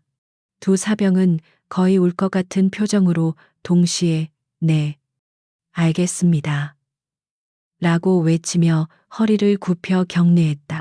그들의 눈에는 이수연을 향한 무한한 존경심이 담겨 있었다. 잠시 후 식당 밖에서 여러 대의 차가 급정거하는 소리가 들렸다. 곧이어 합참 마크가 선명한 군용 차량에서 검은색 베레모를 쓴 헌병들이 일사불란하게 내렸다. 그들의 군기는 근처 공군 부대 헌병들과는 차원이 달랐다. 그들은 한치의 오차도 없는 움직임으로 식당을 포위하고 내부로 진입했다. 헌병들 중 가장 계급이 높은 중령이 이수연에게 다가와 완벽한 자세로 격려했다. 충성 합참 조사본부장으로부터 명령받고 출동한 수사단장입니다. 현 시간부로 현장 지휘권을 인수하겠습니다. 이수연은 가볍게 목례로 답했다. 그녀의 임무는 여기까지였다. 이제 나머지는 군의 공식적인 사법 시스템이 처리할 것이다. 그녀는 바닥에 쓰러져 헌병들에게 끌려나가는 3명의 장교들을 마지막으로 한번 쳐다보았다. 그들의 눈에는 더 이상 분노나 저항의 기색은 없었다. 오직 자신들의 운명을 받아들이는 공허한 절망만이 남아있을 뿐이었다. 식당 밖에서 들려온 날카로운 타이어 마찰음은 새로운 국면의 시작을 알리는 신호탄과도 같았다. 잠시 후 잘 훈련된 군인들의 절도 있는 발소리가 빠르게 다가왔고 식당 문이 활짝 열렸다. 검은색 베레모와 합참의장 헌병이라는 글자가 선명한 완장을 찬 헌병들이 한치의 오차도 없는 움직임으로 식당 내부로 진입했다. 그들의 등장은 식당 안의 공기를 순식간에 바꾸어 놓았다. 그것은 단순한 군인의 등장이 아니라 군의 가장 엄격한 규율과 정의 그 자체가 현현한 듯한 위압감이었다. 그들의 군기는 박민석 소령 일행이 보여주었던 오만함과는 질적으로 달랐다. 불필요한 말이나 행동은 일절 없었고 모든 대원의 눈빛은 냉철하고 단호했다. 그들은 신속하게 식당 내부를 장악하고 외부와의 접촉을 차단했다. 일부는 출입문을 통제했고 일부는 목격자들을 보호하는 위치에 섰다. 그들의 움직임은 마치 수십 번이나 연습한 작전을 수행하는 특수부대처럼 보였다. 대원들 사이를 뚫고 한 명의 장교가 앞으로 나섰다. 그의 어깨에는 중령 계급장이 번쩍이고 있었다. 그는 40대 중반으로 보였으며 오랜 수사관 경력에서 비롯된 듯한 날카로운 눈매와 굳게 담은 입술은 그가 얼마나 철두철미한 인물인지를 짐작하게 했다. 그는 바닥에 쓰러져 있는 3명의 장교들에게는 눈길 한 번 주지 않고 곧장 이수연에게로 다가왔다. 그는 이수연의 앞에서 완벽한 자세로 멈춰 서더니 조금의 망설임도 없이 허리를 굽혀 경례했다. 충성 합참의장님 명을 받고 출동한 합동조사본부 수사단장 김성진 중령입니다. 이수연 대령님, 현장 통제 수고 많으셨습니다. 그의 목소리는 낮고 힘이 있었으며 이수연을 향한 존경심이 분명하게 담겨 있었다. 이수연은 가볍게 목례로 답했다. 수고하십니다. 김중령. 저들은 공군 소속 장교들이요. 신병은 중령의 판단에 따라 처리하고 나는 목격자 진술 자격으로 협조하겠소. 그녀의 말투는 이제 완전히 상급 지휘관의 그것이었다. 김중령은 다시 한번 격리하며 대답했다. 명심하겠습니다. 현 시간부로 현장 지휘권을 인수하겠습니다.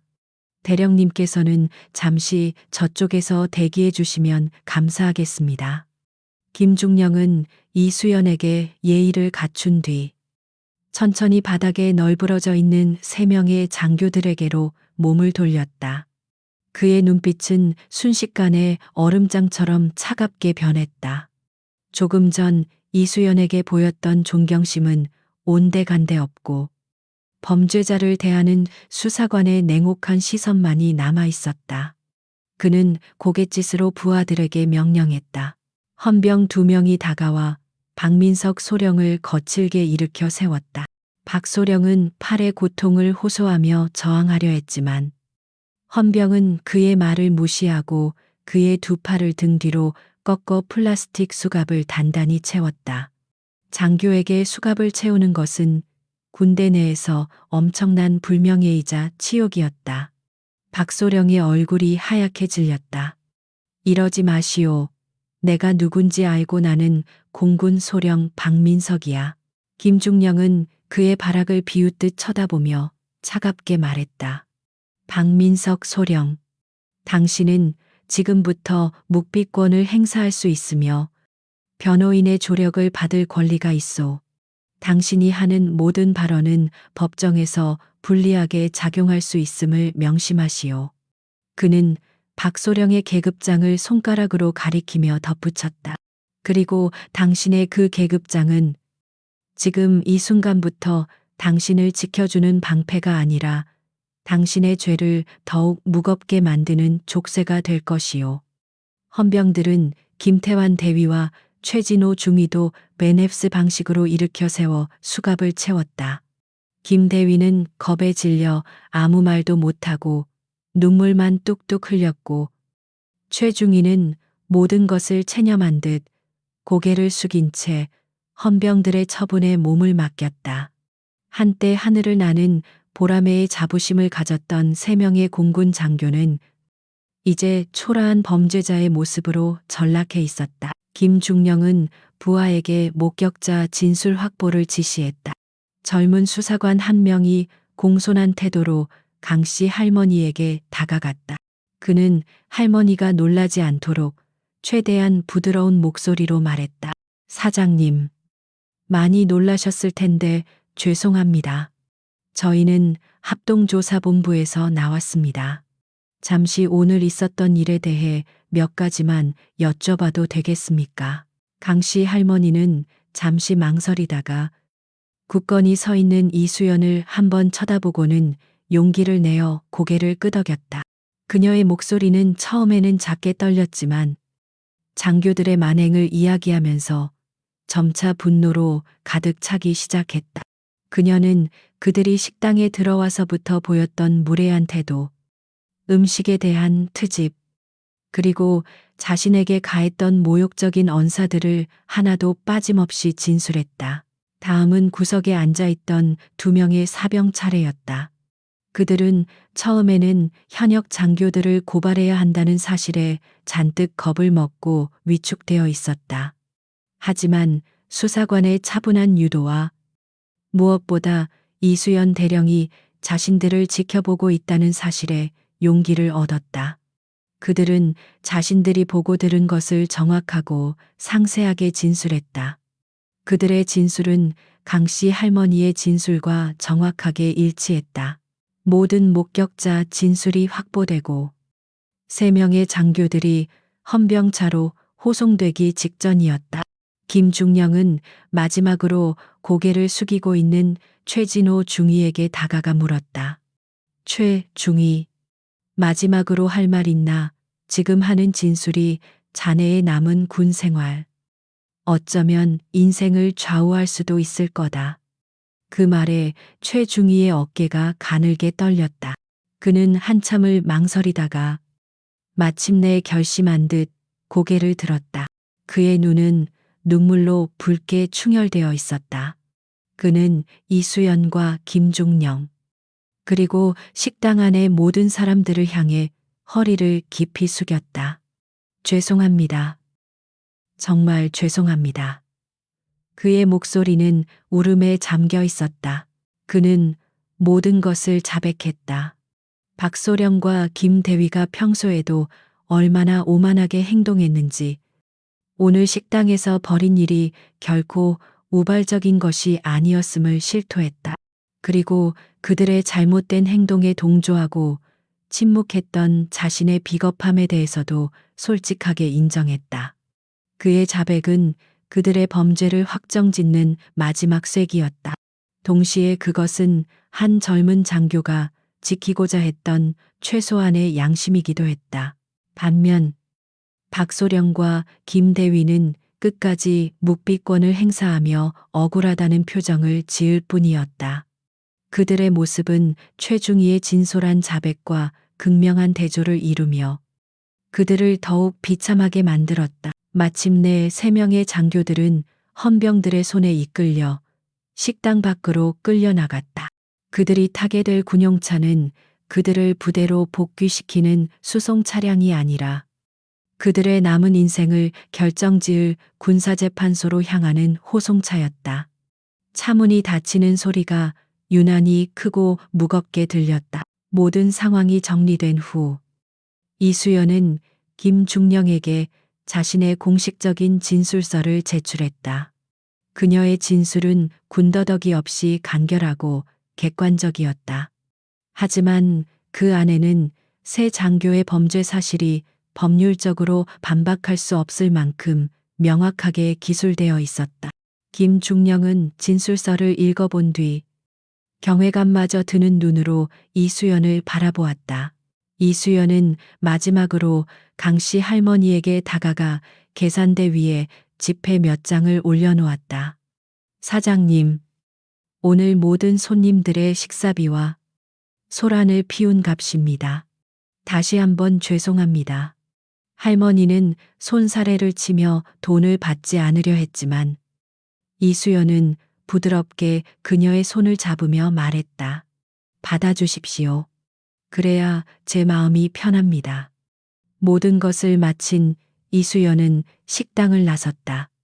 그녀가 문을 열고 나서는 순간 밖에서 대기하던 모든 헌병들이 그녀를 향해 일제히 경례를 붙였다. 그녀는 그들의 경례에 가볍게 목례로 답하고는 왔을 때와 마찬가지로 조용히 어둠 속으로 사라졌다. 그녀의 임무는 끝났고 이제 정의의 시간만이 남아있을 뿐이었다. 그날 밤 대한민국 국방의 심장부인 합동참모본부의 불은 꺼지지 않았다. 긴급 보고서는 여러 단계를 거치지 않고 최고 지휘부까지 직통으로 전달되었다. 합동조사본부 수사단장 김성진 중령이 작성한 보고서는 긴급 및 대외비 도장이 선명하게 찍힌 채 이수연 대령이 전화를 걸었던 바로 그 인물 최기준 대장의 집무실 책상 위에 놓였다. 최 장군은 합참의 2인자이자 군내 기강 확립에 있어서는 그 누구보다 엄격하기로 소문난 인물이었다. 최 장군은 돋보기를 꺼내 보고서를 읽어내려갔다. 그의 미간에 깊은 주름이 새겨졌다. 보고서의 내용은 간결했지만 그 안에 담긴 사안의 심각성은 결코 가볍지 않았다. 공군 현역 장교 3명이 민간인을 상대로 행패를 부리고 육군 특전사 소속의 상급 장교를 모욕하고 폭행하려 했다는 사실.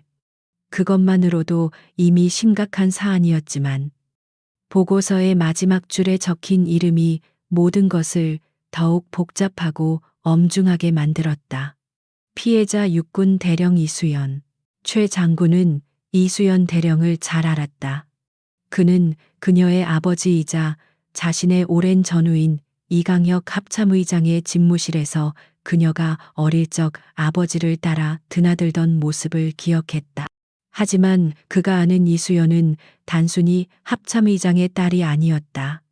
그녀는 스스로의 힘으로 사관학교를 수석으로 졸업하고 가장 험난하다는 특수전사령부에 자원하여 온갖 편견과 차별을 실력 하나만으로 극복해낸 군인 중의 군인이었다. 그는 이수연의 성격을 누구보다 잘 알았다.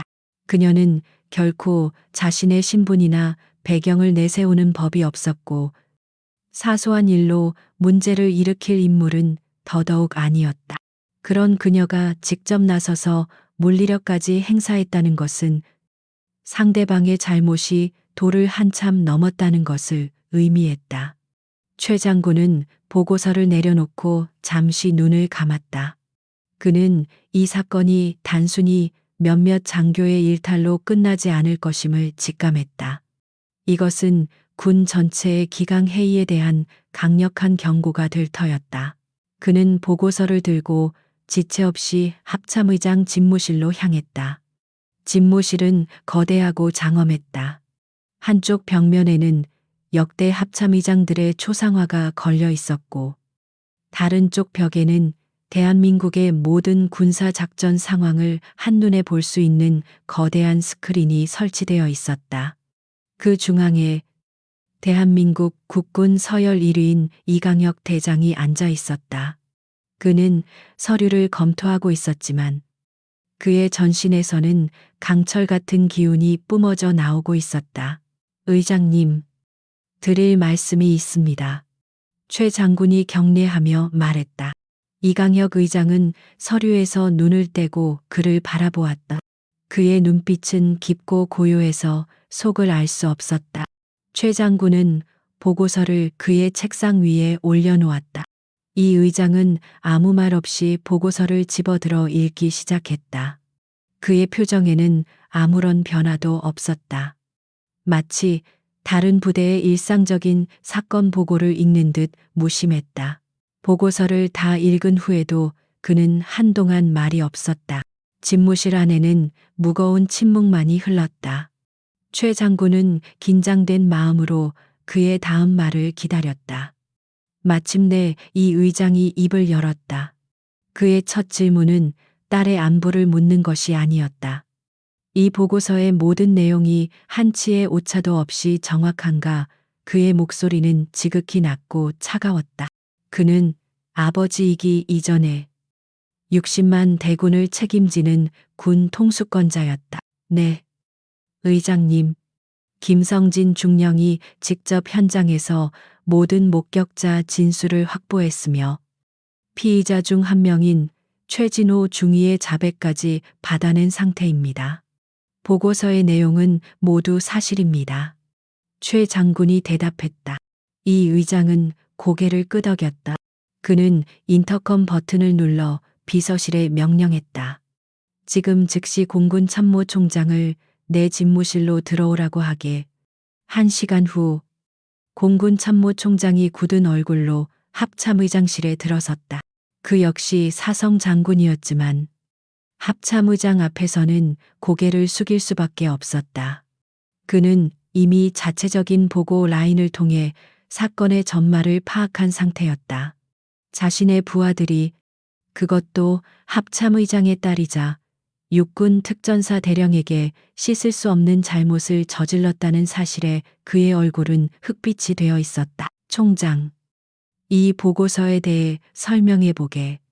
이강혁 의장의 목소리는 여전히 평온했지만 그 안에 담긴 분노의 무게가 공군 참모총장의 어깨를 짓눌렀다. 공군 총장은 허리를 깊이 숙이며 사죄했다. 죄송합니다. 의장님, 전적으로 제 부하들을 제대로 관리하지 못한 저의 불찰입니다. 군의 명예에 먹칠을 한 해당 장교들에 대해서는 공군 내부 규정에 따라 가장 엄중한 징계를 내리도록 하겠습니다. 그의 말은 사태를 최대한 공군 내부에서 조용히 처리하고 싶다는 의미를 내포하고 있었다.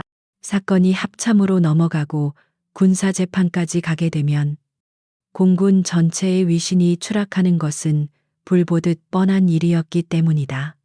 하지만 이강혁 의장의 생각은 달랐다. 내부 규정이라. 총장 생각에 이것이 단순히 공군 내부의 규정만으로 처리할 수 있는 문제라고 보는가? 이 의장이 조용히 물었다. 그의 질문에 공군 총장은 아무 대답도 하지 못했다. 이 의장은 자리에서 일어나 집무실 창가로 걸어갔다. 그는 서울의 야경을 내려다보며 말을 이었다. 이것은 단순히 내 딸의 문제가 아닐세. 만약 어제 내 딸이 아니라 힘없는 보통의 여성이 그 자리에 있었다면 어떻게 되었을 것 같은가. 만약 그들이 마주한 상대가 현역 대령이 아니라 계급 없는 훈련병이었다면 결과가 어땠을 것 같은가. 그의 목소리는 점차 힘을 더해갔다. 썩은 사과는 하나만 있어도 상자 전체를 썩게 만드는 법이오. 군복을 입고 국민 위에 군림하려는 오만함. 자신보다 약한 자를 짓밟고 희열을 느끼는 비겁함. 이것이야말로 우리 군을 내부에서부터 좀먹는 가장 위험한 적이다. 나는 이번 사건을 그 썩은 부위를 도려낼 기회로 삼을 생각이다. 그는 몸을 돌려 공군 총장과 최 장군을 똑바로 쳐다보며 선언했다. 최 장군, 합동조사본부에 특별수사팀을 꾸리게 박민석, 소령을 포함한 3명의 장교에 대한 전면적인 감찰에 착수하고 과거의 모든 비위 사실을 하나도 남김없이 밝혀내도록 하게. 공군 총장은 수사의 모든 권한을 위임하고 적극적으로 협조해야 할 것이야. 나는 이 사건을 공군이 아니라 합참 직권으로 군사법원에 직접 기소할 생각이다. 그의 선언은 사형 선고나 다름없었다. 합참 직권 기소. 그것은 군 내에서 극히 이례적인 일로 사건의 중대성을 고려하여 최고 지휘부에서 직접 칼을 빼들었다는 의미였다. 그는 이번 사건을 단순히 몇몇 장교의 일탈로 보지 않고 군 전체에 경종을 울리는 본보기로 삼겠다는 의지를 명확히 한 것이다. 그는 일벌백계 이팟박제라는 말을 몸소 실천하려 하고 있었다. 그의 명령에 따라 합참 특별수사팀은 즉시 가동되었다. 그들의 조사는 상상을 초월할 정도로 철저했다. 박민석 소령의 과거 행적이 낱낱이 파헤쳐졌다. 그가 사관생도 시절 후배들을 상습적으로 폭행했던 일, 초급 장교 시절 부사관들에게 뇌물을 받고 좋은 보직을 주었던 일, 그리고 부대 내 여군들을 상습적으로 성희롱했다는 의혹까지. 그의 군 생활은 비리의 온상 그 자체였다. 김태환 대위 역시 그의 비리를 돕고 함께 이득을 취한 공범이었다. 조사가 진행될수록 사건의 파장은 걷잡을 수 없이 커졌다. 처음에는 박소령 개인의 비리 문제로 시작되었지만 이내 공군 내부에 만연한 일부 장교들의 부패와 기강 해이 문제로까지 번져나갔다. 이강혁 의장은 이 모든 과정을 묵묵히 지켜보았다. 그의 목표는 단순히 3명의 장교를 처벌하는 것이 아니었다. 그는 이번 기회에 군 전체에 만연한 잘못된 관행과 문화를 뿌리 뽑고자 했다. 며칠 후 모든 조사가 마무리되고 최종 보고서가 그의 책상 위에 올라왔다. 보고서의 두께는 그의 결심을 더욱 굳건하게 만들었다. 그는 군사법원 기소를 명하는 서류에 망설임 없이 서명했다. 그 서명이 이루어지는 순간 새 장교의 운명은 완전히 결정되었다. 그 소식은 군 내부 통신망을 통해 전군으로 퍼져나갔다. 군은 거대한 폭풍의 눈으로 빨려 들어가고 있었다. 일주일이라는 시간이 흘렀다. 그동안 군 내부는 거대한 폭풍에 휩싸였지만 사건의 시발점이 되었던 작은 국밥집에는 거짓말처럼 평화가 다시 찾아왔다. 아니, 이전보다 더 따뜻하고 활기찬 평화가 그곳에 자리 잡았다. 소문은 군부대 내에서 빛의 속도로 퍼져나갔다. 전설의 특전사, 여자 대령님 이야기는 모든 장병들의 입에 오르내리는 가장 뜨거운 화제가 되었다. 그날 이후 식당을 찾는 군인들의 태도는 180도 달라졌다. 그들은 식당에 들어설 때마다 문 앞에서 옷매무새를 가다듬었고 강씨 할머니에게 이전보다 훨씬 더 크고 우렁찬 목소리로 경례하며 인사했다. 마치 자신의 직속상관을 대하듯 깍듯하고 예의 바른 모습이었다. 그들은 할머니의 작은 심부름이라도 돕지 못해 안달이었고, 식사를 마친 후에는 스스로 그릇을 정리하는 장병들도 생겨났다. 그날 오후 식당 문이 조용히 열리고 한 여성이 안으로 들어섰다. 지난번과 같은 평범한 회색 후드티에 청바지 차림의 이수연이었다. 그녀는 혹시나 자신 때문에 식당 분위기가 어색해질까 싶어 최대한 조용히 들어왔다. 하지만 그녀의 등장을 가장 먼저 알아챈 것은 주방에서 일하던 강씨 할머니였다. 할머니는 이수연을 보자마자 얼굴에 한바구음을 지으며 달려 나왔다. 아이고, 대령님, 어서 오세요. 제가 얼마나 기다렸다고요. 할머니는 이수연의 손을 덥석 잡으며 반갑게 맞이했다. 그녀의 호칭에 식당 안에 있던 모든 장병들의 시선이 일제히 입구로 쏠렸다. 그들의 눈에는 호기심과 함께 경외심이 가득 담겨 있었다. 몇몇은 저도 모르게 자리에서 일어나 경례를 할 뻔한 것을 겨우 참는 모습이었다. 이수연은 어색하게 웃으며 할머니의 손을 마주 잡았다. 사장님, 그냥 예전처럼 편하게 불러주세요. 그리고 저는 손님으로 온 겁니다. 그녀가 말했다. 하지만 할머니는 고개를 세차게 저었다. 에이, 무슨 그런 섭섭한 말씀을. 대령님은 우리 식당의 은인이신데 어서 이리 와서 앉으세요. 오늘은 제가 아주 특별한 걸로 대접할 테니. 할머니는 이수연을 가장 따뜻한 안쪽 자리로 이끌었다. 그녀는 잠시 후 김이 모락모락 나는 특대 사이즈의 국밥과 평소에는 나오지 않던 귀한 수육, 그리고 갖가지 반찬들로 상다리가 휘어질 듯한 한 상을 차려왔다. 이수연이 계산을 하려고 지갑을 꺼내자 할머니는 손사래를 치며 극구 사양했다. 오늘은 절대 돈 안 받습니다. 제 성의를 봐서라도 그냥 맛있게만 드셔주세요. 네. 이수연은 할머니의 완강한 태도에 결국 지갑을 집어넣고 희미하게 미소 지었다. 그녀는 숟가락을 들어 국물을 한 입 떠먹었다. 여전히 깊고 진한 따뜻한 맛이었다. 그녀는 국밥을 먹으며 할머니와 두런두런 이야기를 나누기 시작했다. 할머니는 그날 이후 식당에 생긴 긍정적인 변화들에 대해 신이 나서 이야기했다. 요즘 군인 양반들은 어찌나 착하고 듬직한지 몰라요. 다들 대령님 덕분이지.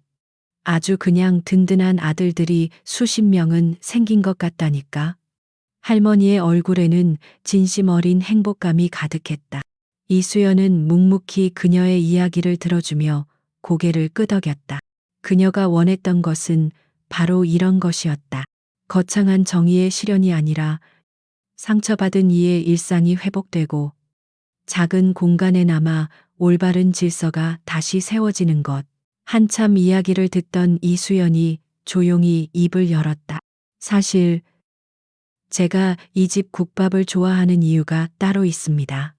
그녀의 말에 할머니는 호기심 어린 눈으로 그녀를 바라보았다. 돌아가신 제 어머니께서 끓여주시던 국밥 맛이랑 아주 비슷하거든요. 어릴 적 훈련이 고되거나 속상한 일이 있을 때마다 어머니께서 이 국밥을 끓여주시곤 했습니다. 국밥 한 그릇을 다 비우고 나면 이상하게도 힘든 일들이 다 잊히곤 했죠. 그녀는 처음으로 자신의 개인적인 이야기를 꺼냈다. 그녀의 목소리는 담담했지만 그 안에는 어머니에 대한 깊은 그리움이 묻어 있었다.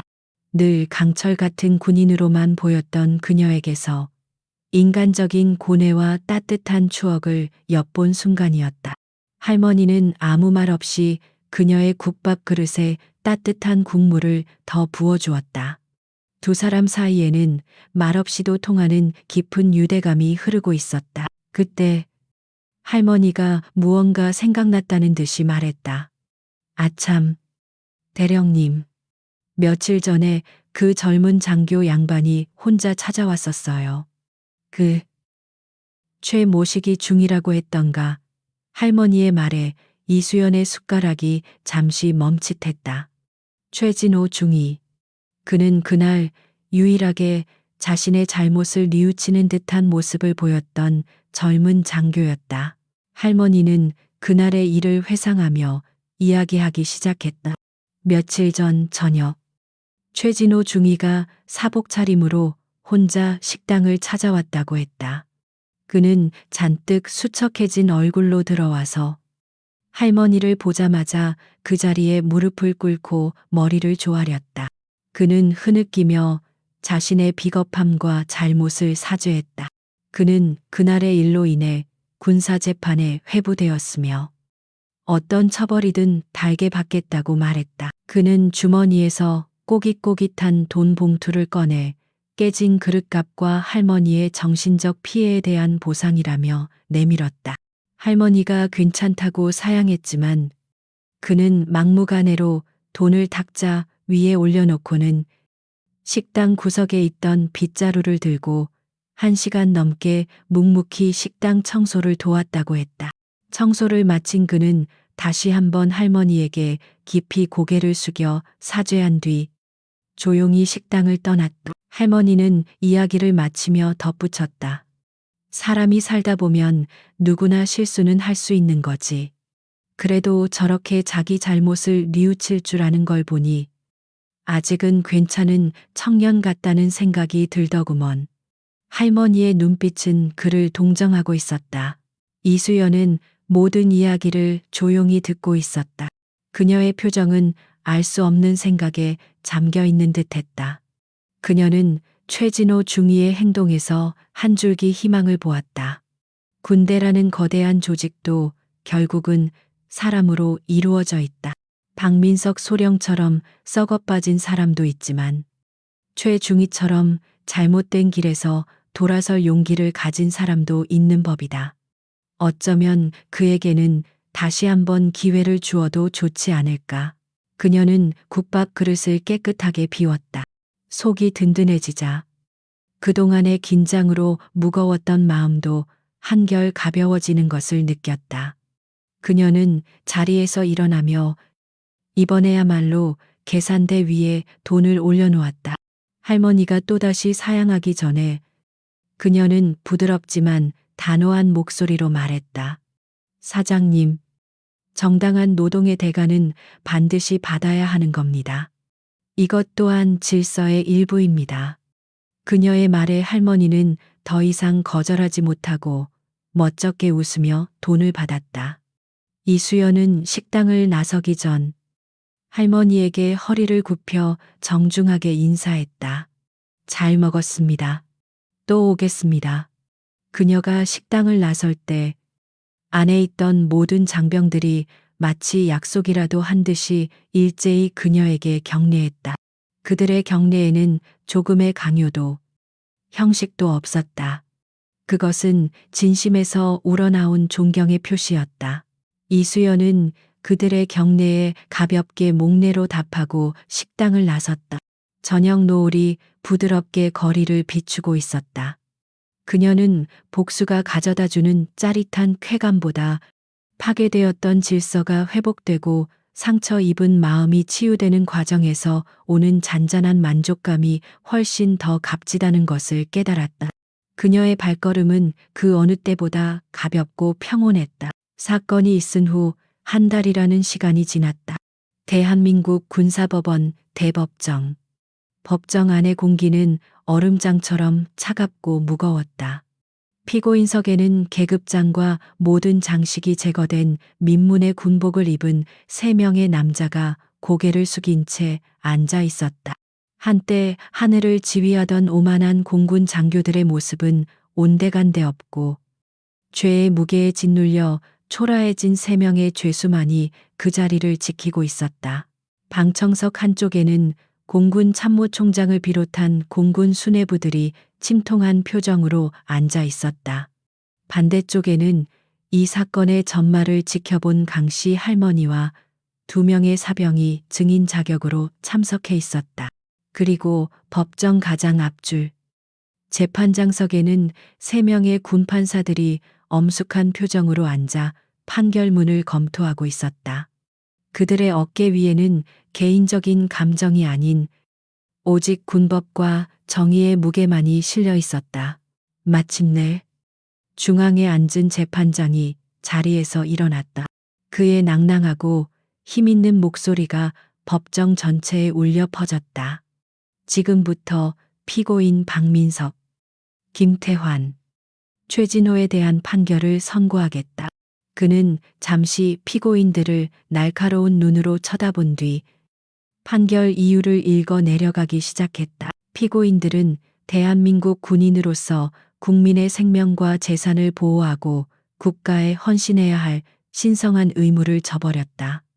군복이라는 명예로운 제복을 입고 오히려 국민 위에 군림하려 했으며 자신보다 약한 사회적 약자를 상대로 위력을 과시하고 모욕하는 파렴치한 범죄를 저질렀다. 재판장의 목소리는 단호했다. 그는 박민석 소령과 김태환 대위가 과거 저질렀던 수많은 비위 사실들을 하나하나 열거했다.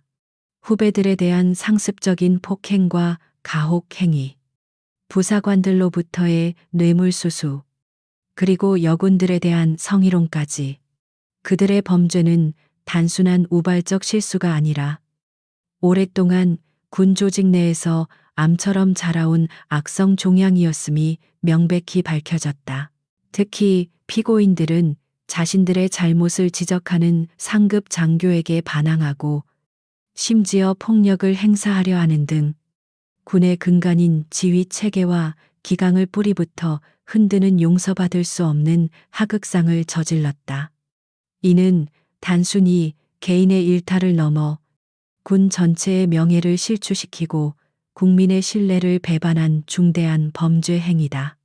재판장은 잠시 말을 멈추고 피고인들을 한 명씩 바라보았다. 박민석은 여전히 고개를 뻣뻣하게 든 채 현실을 부정하는 듯한 표정이었다. 김태환은 절망감에 어깨를 들썩이며 소리 없이 흐느끼고 있었다. 오직 최진호만이 모든 것을 받아들이겠다는 듯 굳게 입을 다문 채 재판장의 눈을 똑바로 쳐다보고 있었다. 재판장은 최종 판결을 선고했다. 이에 본 재판부는 다음과 같이 판결한다. 피고인 박민석을 파면에 처하고 군인연금법에 따른 모든 연금과 퇴직수당의 권리를 박탈하며 징역 5년에 처한다. 파면과 징역 5년. 박민석의 귀에 그 단어들이 밝히는 순간 그의 마지막 남은 오만함마저 무너져 내렸다. 그는 다리가 풀린 듯 그 자리에 주저앉을 뻔한 것을 교도관들이 양쪽에서 부축해야만 했다. 그의 군 생활, 그의 인생이 끝나는 순간이었다. 피고인 김태환을 파면에 처하고 연금 및 퇴직 수당의 권리를 박탈하며 징역 3년에 처한다. 김태환은 판결을 듣자마자 결국 소리내어 통곡하기 시작했다. 마지막으로 재판장은 최진호 중위를 바라보았다. 피고인 최진호. 피고인은 상관의 부당한 명령에 동조하고 범죄에 가담한 죄가 결코 가볍지 않다. 그러나 피고인이 수사 초기 단계부터 자신의 모든 잘못을 솔직하게 자백하고 깊이 뉘우치고 있는 점, 그리고 피해자에게 직접 찾아가 진심으로 사죄한 점 등을 참작하여 피고인을 중위에서 소위로 1계급 강등하며 전방 GOP 부대로의 전출을 명한다. 징역과 파면을 면한 것은 그에게 주어진 마지막 기회였다. 최진호. 아니, 이제 최진호 소위는 눈을 감고 조용히 눈물을 흘렸다. 그것은 억울함의 눈물이 아니라 참회와 감사의 눈물이었다. 그는 가장 혹독한 곳에서 군인으로서의 삶을 다시 시작해야겠지만 그는 그 기회를 주신 것에 감사하며 모든 것을 받아들였다. 판결이 끝나고 세 사람의 운명은 완전히 갈렸다.